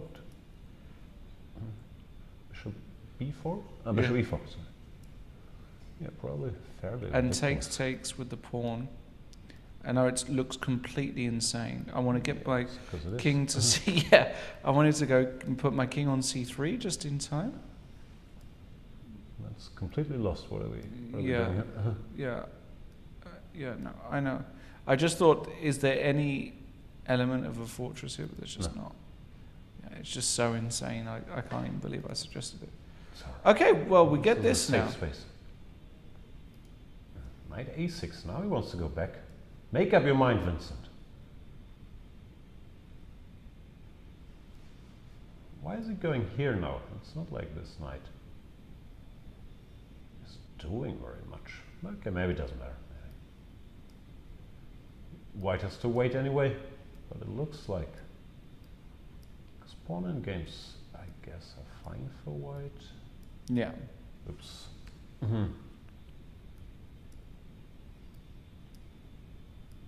Yeah. You got enough tempi here to waste as white. Yeah, and even if you lose a pawn, it's still not Oh yeah. over, right? No. Actually, it is. Oh, there's a b5. That's why. now b5 is coming. We don't want that, but yeah, you don't have to. So Ding goes g4. But hang on, g4 can't be not in love. Maybe that's some of these tempi that we needed for later. Knight c5 played. Why is g4 such a big deal? I don't get it. Bishop c2 e4. Should go somewhere, and now. And you're now in. We're running in. Now we're really in. With the pawn g4. Yeah. This is No, this is massive. Oh. Oh wow. So g4 was a mistake. G4, big mistake, Ding. Why is it? I'm still confused. So if we just wait, king b2. No, you put the bishop on c2. King a3, then there's nothing. Ah, happening. king a3. But after g4, knight c5, we're in Zugzwang, yeah, like. Because Wow. this position with the pawn on g2 was fine. Right. Pawn on g4 is not. Yeah, h3, h6, h4, and it's some sort of mutual Zugzwang. That's very complicated. Now h5 takes king c7 and still e4. Wow, You're happy to give up all your pawns. That's tough. That's tough. If we see that, that's going to be game of the round. That would be very spectacular. You give up, I don't know how many pawns. You already pawn down, you give up 2 more pawns, then you make a quiet move, and then you win. That's pretty sick. Special, huh? Look at these white pawns, by the way, in this position. Have you? You don't see it every day that white is 3 pawns up in a bishop get versus it. knight endgame. We It's could his get move, it. and he We could get has it. to resign. We could get it. H4. He has to go h6. You have to go h6. Sorry, was it h5? Sorry. h5 is also good too. It's h5, g5? no, earlier we had h3, h6, h4, h5, so here was h5. And if g5?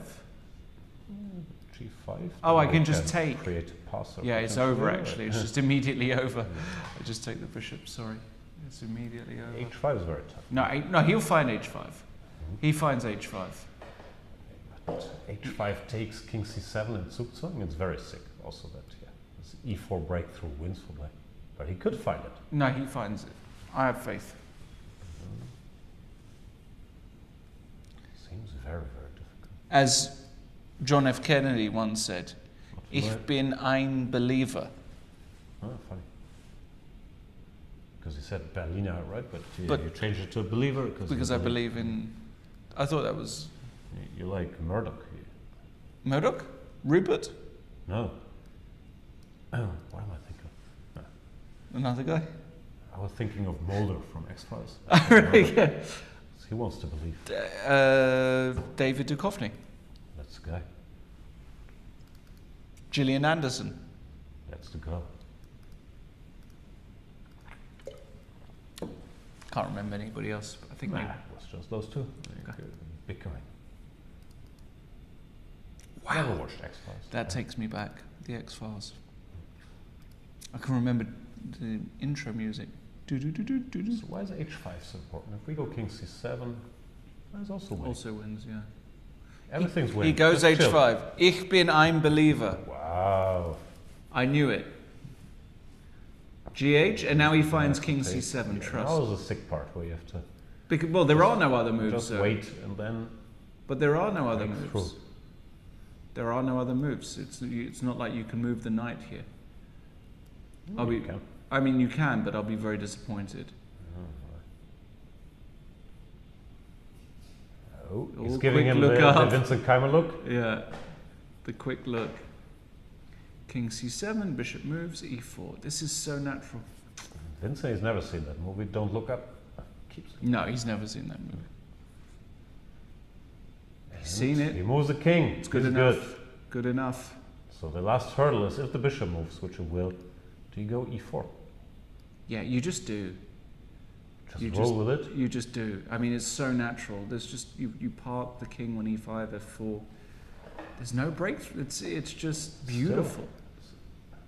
I've never seen anything like this where you're literally 3 pawns down and just totally winning. Just totally winning quietly.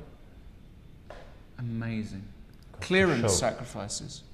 What idiots bad bishops can be. Yeah. This is like the perfect game to show the clearance. Like a model good knight bad bishop. Yeah, it really is. I'm going to be using this. Where? Where? Yeah.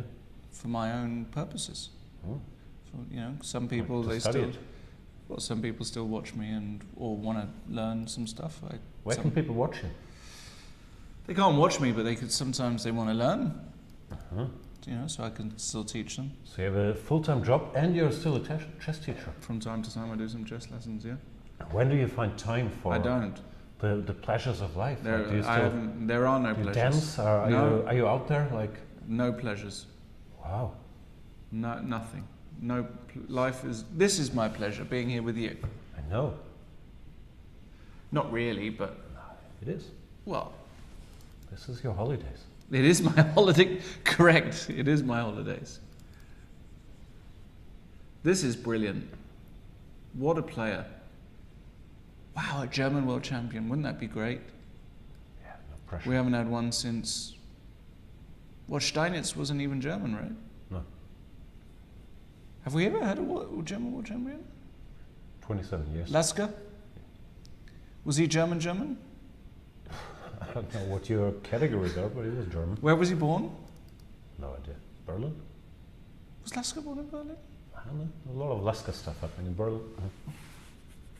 This is where normally we would have chat, and we had to, but we've got maybe the producer can let us know if Lasker. By the way, we got confirmation from Peter Lako. And he's a big fan of The Firm. I told you! I knew it. Peter, you never let me down. Huge news.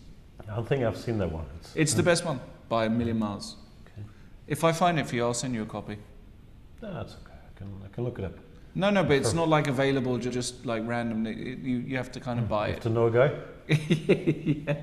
Yeah, you have to know a guy. This is a bit like The Firm, this game. Yeah, this is just beautiful. I mean, so the king can't move because then we drop the pawn. The bishop has to go somewhere, or you can throw in h6, doesn't matter, gh, h5. Black just keeps waiting till the bishop moves anywhere, really. And Vincent then with that look. there's this breakthrough. Takes, no matter how white takes. It's very unfortunate, actually, because now you're not in time to go f4, build a wall, because the bishop is hanging. Holy, look, I Here, mean, this and all position these- is just so beautiful. King just goes. Literally just Take all the pawns. all the pawns. And there's nothing you can do. Yeah, you need way too long. You can try and come back, and we take f3, I guess. No, we don't first. even take anything, apparently. No, This is even this more is too thickness. much. This Look at is this. Knight d3, we offer No, a no, pawn no, no. endgame, 3 pawns down. No, no, no. This is beautiful. No, this is too much. This is like retire from chess stuff. No, this is too much. This is amazing stuff. No, this is too much. I'm sorry. Let's bring the knight. You know what? Pawn endgame, 3 pawns down. Carsten Müller, is this in your book? Carsten, if you're watching, this is going to be in your book. Holy cow! Now we take all the pawns. Wow, that's just too much. Wow, Vincent knows as well. By the way, there's been action in Magnus against MVL. We should go there. Yeah, but briefly, we want to keep watching this endgame. So after bishop e8, Magnus went f4, very aggressive. Bishop h5 hits the rook. Rook goes, ef4, mistake. What is this? There's all these sick tactics today. Knight c7? Why exactly? And he spots it. Wow. Knight takes, rook takes d6. That's it, GG. And if king h7, e5 check. Holy cow. But rook f7, e5? e5. Oh my goodness. Guy's really producing masterpieces today. And the point is after rook g7, rook h6, king g8. Now You can just finally reclaim the piece. With This massive. takes. And either takes or check. Wow, the check is so pretty as well. No, that's it. That's going to be GG. What a move, knight c7. Knight c7. Take a bow, Magnus Carlsen. Oh, what a day for MVL. Pfft. He's going to write this one off. This one goes straight in the bin. Rough day at the office. Yeah, rough day at the office for MVL today. Whew. Knight c7. Whew. Yeah, it's beautiful. That is stunning. Okay, bishop c6 on the board in the D. Oh, are we now going to it's get go e4? time for Vinny K. Has to E4. play e4. And he might go king d6 first because he gets. Oh no, then bishop bishop e4. e4 and we're Yeah, back yeah. to square one. He's definitely going e4. Thinking about it.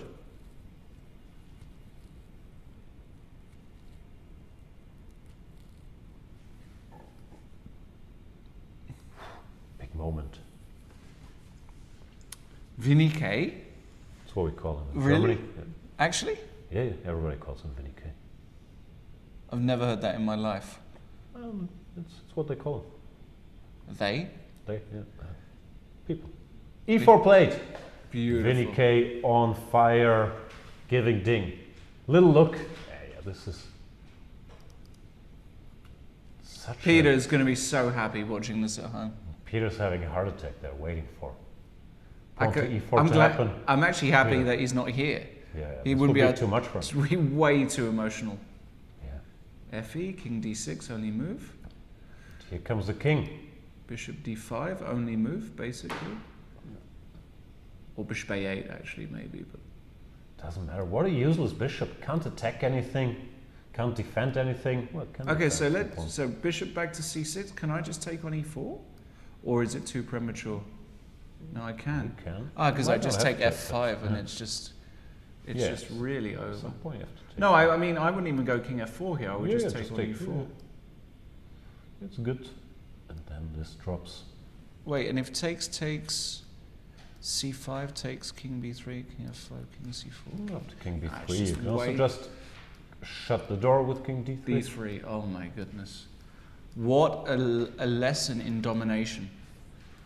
King and pawn, rook versus knight, knight versus bishop. What a lesson in domination. We're going to get 3 decisive results. Very much looks like it. What a round. The I'll be gloves honest, are off. I haven't been this excited about around since my second year at university. Yeah, I wasn't sure where you were gonna go with this. I thought maybe Rocky versus Apollo Creed or something. Rest in peace. Yep. Wow. We've lost a lot of good people this year. Okay, what we got going on here? We got a lot of moves. Rook G1, Bishop D1. This is just a piece. Yeah, he decided not to go down passively, and in typical Maxime style. Yeah, but F3, Knight F4 is just... Decided to go for Bishop G4. one last stand, but it's not working. No, F3, what is the cleanest way against F3? He has to go F3, No, he it's doesn't Rook F2. Rook F2. Oh, logical enough. Rook G2? Just Rook F1, I guess. And there's a pin. Oh my goodness. Can't go F2. That's brutal. So he goes Rook F1. Okay, now we need just a good move. Yeah, just Knight D4. Knight D4 is so clean, isn't it? Knight Yeah, D4 this is over. Piece up. In Mr. Carlsen's hands should suffice. Was King C2. I think he goes Knight D4 reorganizing here. Because he's also threatening B5. Yeah, F3, King C2. And you're pinned. Yeah, it's not enough to work with here for Maxime. Yeah. Let's look at the final Yeah, stages it's just- of the Vincent game. He's just going to go winning the King race. What a game. He blundered! Oh, as I said it. What's going on? King B3, King F5. What did he do? C5, BC, King C4. He had to go to G4. When Why? King E4, it was still complicated. Why is E4 losing? Why is E4 drawing? Let's figure this out. King here, F5, C4, F4, C4, F4, King King B6, B6, F3, C5, F2, C6, F1. This is a draw? Apparently. In what universe is this a draw? This is the sickest position I've ever seen. This is a draw? No way. No way. It's on the board. C7. This is absolutely brutal.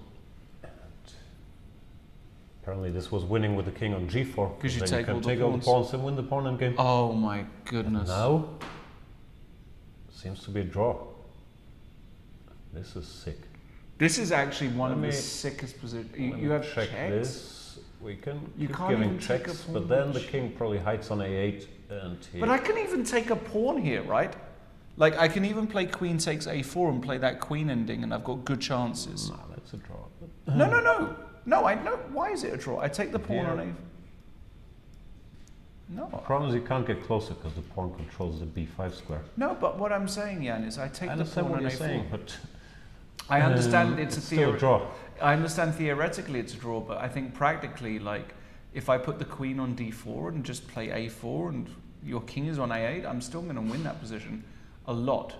Okay. Like, looks fairly drawn to me. This is just like never fairly drawn. All right. Like, you have to worry about all the queen D5 checks randomly blocks. No. It's a dead draw. What are you talking about? Okay. Wow, you just have this random H6, and you haven't calculated queen D5 at all. Like, it's just like queen ending with 2 versus 2. This is a weird. What 2 versus 2? It's 1 versus 1, and I have a passed pawn. 2 versus 2. Yeah. Okay. Okay, this is absolutely anyway, brutal. this is a draw, but yeah, this position is a draw. It's just insane. Strange, and yeah. And this was hard to anticipate because normally you just calculate that you get your queen first and then you stop. You're but like, yeah, you had to go for this. 210p and up. then the same way. Now you can go for any pawn game. Yeah, and the difference is you just go behind and you just I Queen mean, F5 it and doesn't resigns. matter. Yeah, Like, no, you just take the pawns. Wow. Queen. It's pretty sick that even here, you know, How is this just a draw? How is this even Fair. Oh, sorry. Not Well, you have this to is queen. losing. Yeah, we have to queen. Sorry. This mouse is not agreeing with me. Even this feels like it's close, but By one tempo? now white is just in time here to take King G3. the a pawn. Yeah. This mouse is a pain. Wow. That's absolutely brutal that this is one tempo as well. Oh my god. Okay, just don't put the king on b6. No, that loses. Yeah.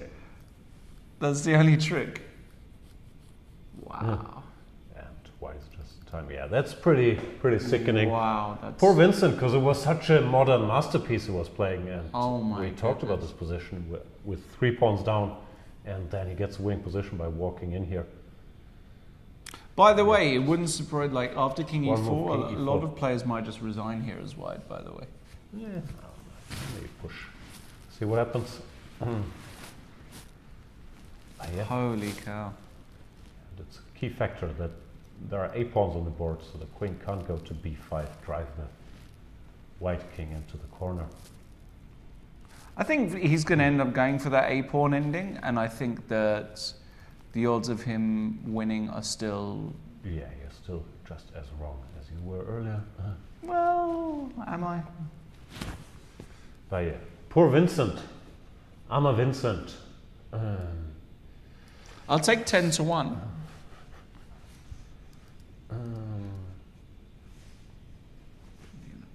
It's amazing. Wow. He's going to be kicking himself. Of King course. g4, of course. He just thought everything wins. So you don't even think about it. But it was only king g4. Wow. Probably got a rush of adrenaline. Rush of blood to the head. Yeah. How's Magnus doing? Magnus converting?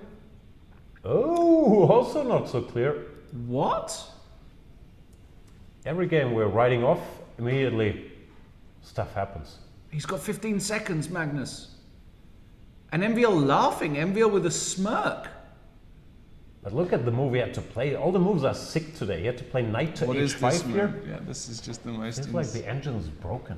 No, it's a great move, knight h5. Very What did he tough. do? He went check, Check. knight, and king c2. And why is this a draw? h5, knight e5, f2!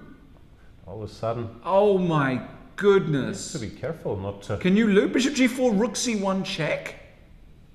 Well, he's gone rook g6. But king h7, probably but rook now you have to go... f6, but you take. Oh what's my going on goodness, here? you can lose it. If he loses, that's it. Tournament might be over. He might Yeah, just go home. he might just leave. No, he just leaves if he loses today. There's just no way he continues. I think there is a way he continues. I would think it's But he- 90% actually. But he's got 90%. 15 seconds and this is an impossible position. Yeah, Rook f6, played. bishop Yeah, he's takes focused. d1, Bishop d1, king d2, and then king bishop e3. g4. He might still win. Yeah, king e3. Ah, king e3, and if I take on e4, probably hold. Oh no, I've got rook e2 check. How do I do this? So if I go bishop d1, king d2, bishop g4, king e3, rook e1 check, king takes f2. Are Only you move. making all the moves in your head? Or how? Yes, Wow. rook e2, king g3. Now the question is, do I take on e4 or take on b2? This is what I don't have clear. Okay, I take on e4. Okay, yeah, and I should make a draw here as black because I cover. Rook g6. I've got rook g6. The king No, on... rook f5. I'm not sure that helps you very much. Ah, rook g6, rook f5. Rook... Rook e4? What's this move? Still Rook looks a... like you lose with and then black rook normally. e2, yeah. Okay. Let's see. Okay. Stay with it. Wow. King to e3. Yeah, rook e1. And rook takes e4. Maybe you go rook e4 without rook e2. Well, Magnus not going to lose, most likely. But he might not win this after being a piece up. Oof, he'll be sick. And probably we underestimated the practical chances Maxime still had. Because Compy was, of course, saying, game is over. Wow. He's a tricky guy. That is unbelievable. Vincent, queen f... Ah, queen f... What is going on here? He's gaining some time on the clock. Yeah, but his problem is he can't. He's going to win a4. You need the square. Yeah. You don't have access to it. So he's now realizing it's a draw, and he's not happy. Queen d7, king b8. Oof.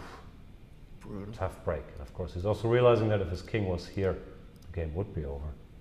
So he's kicking himself a little bit. The good news for him is he still has great winning chances in the queen endgame if he takes on a4. And some developments here. Yeah, let's stick with this one. Rook h4. Probably it's just a draw, huh? Rook h1, and you attack whatever pawns are left undefended, or rook g4, same thing. Yeah, and use the h-pawn as a decoy if needed. Okay, so Vincent did take the a-pawn, and I'll take my 10%. Thank you very much, sir. Looks winning. Oh, I think he wins. Yeah. King h3. Just rook e4, no? Yeah. a4. Is Magnus going to grind this out? I guess not. Yeah, rook e3. Rook e2. Counterplay? I like rook e3.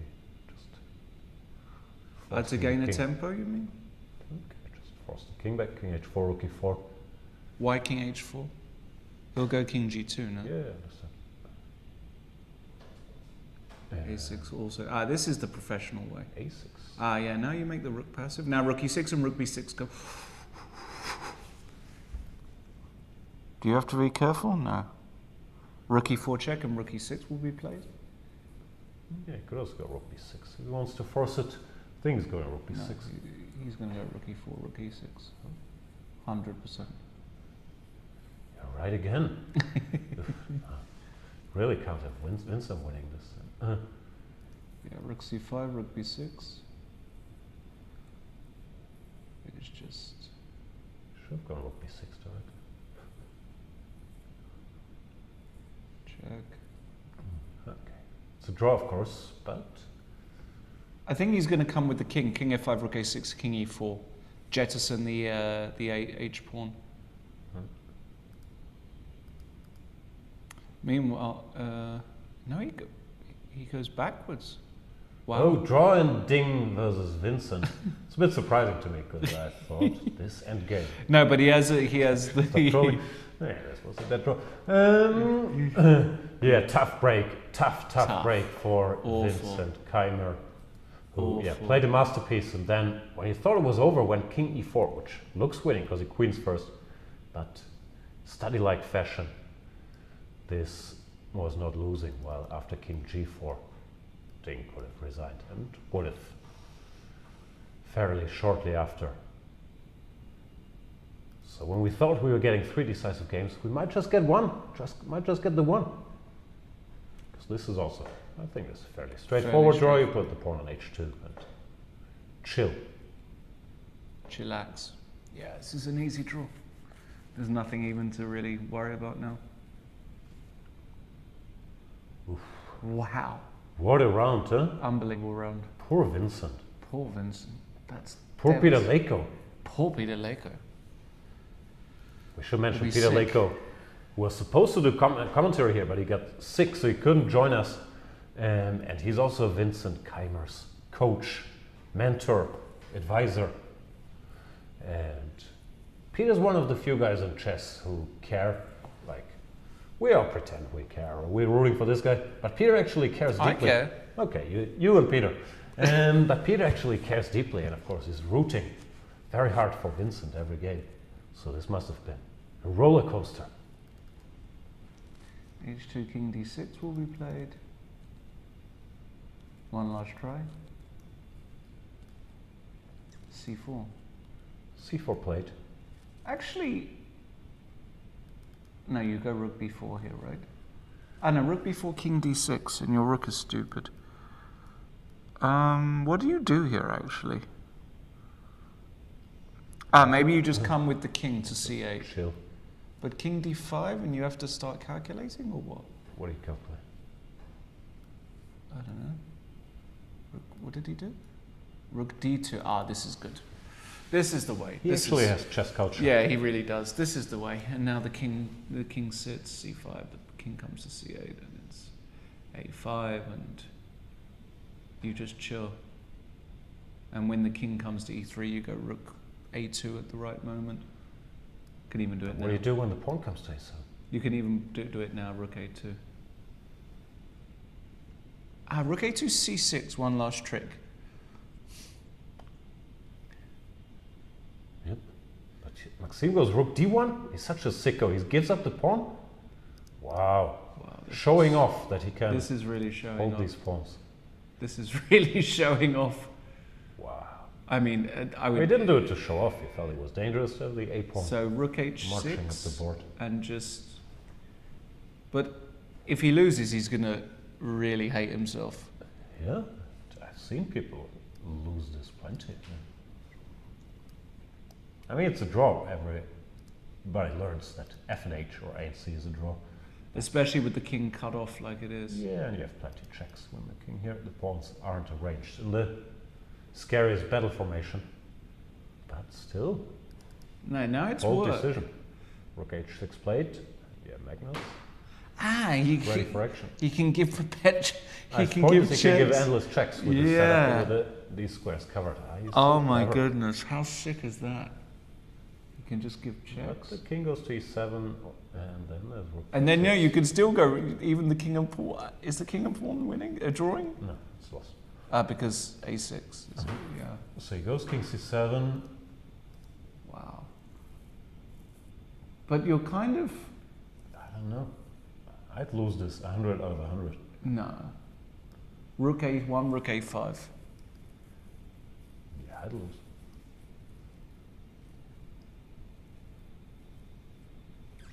Rook d7 check king e6, king c6 is just... Yeah, that's nice. That's just for sick humans. No, I like it. Yeah, because you cover a7. Yeah. That's really beautiful. But rook a1 is the...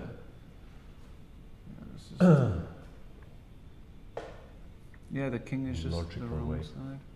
There's just nothing to do now, actually, because rook a5 is just a... You can lose with white with king e6, forgetting rook takes a6. It's not that simple.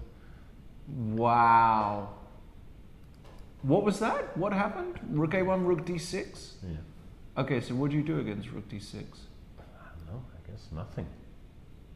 But it's far from easy, all this Oh bullshit. my goodness. Rook h1. No, he's going to lose. If he loses this, he'll really be disgusted with himself. Because there were so many ways. He didn't have to be cute at all in that ending. There were 1,000 ways just to get a simple Philidor. Yeah, so he might hold. It's still a draw, but there's all kinds of trickery. And rook h1, I would find it. But a7 now is a threat all of a sudden. And it takes rook d7, winning the pawn game. Rook d6 played. This is it. Magnus. Or did he play rook f6?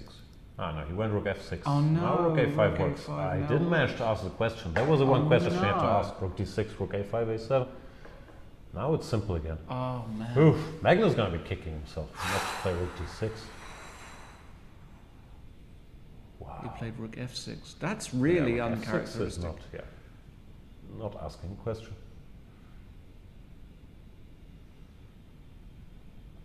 No, it's just over. No.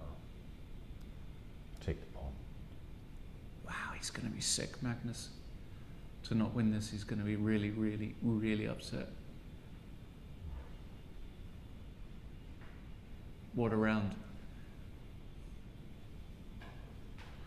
A lot of drama started early with Daniel Friedman getting his pieces all tied up against Richard Rapport and losing.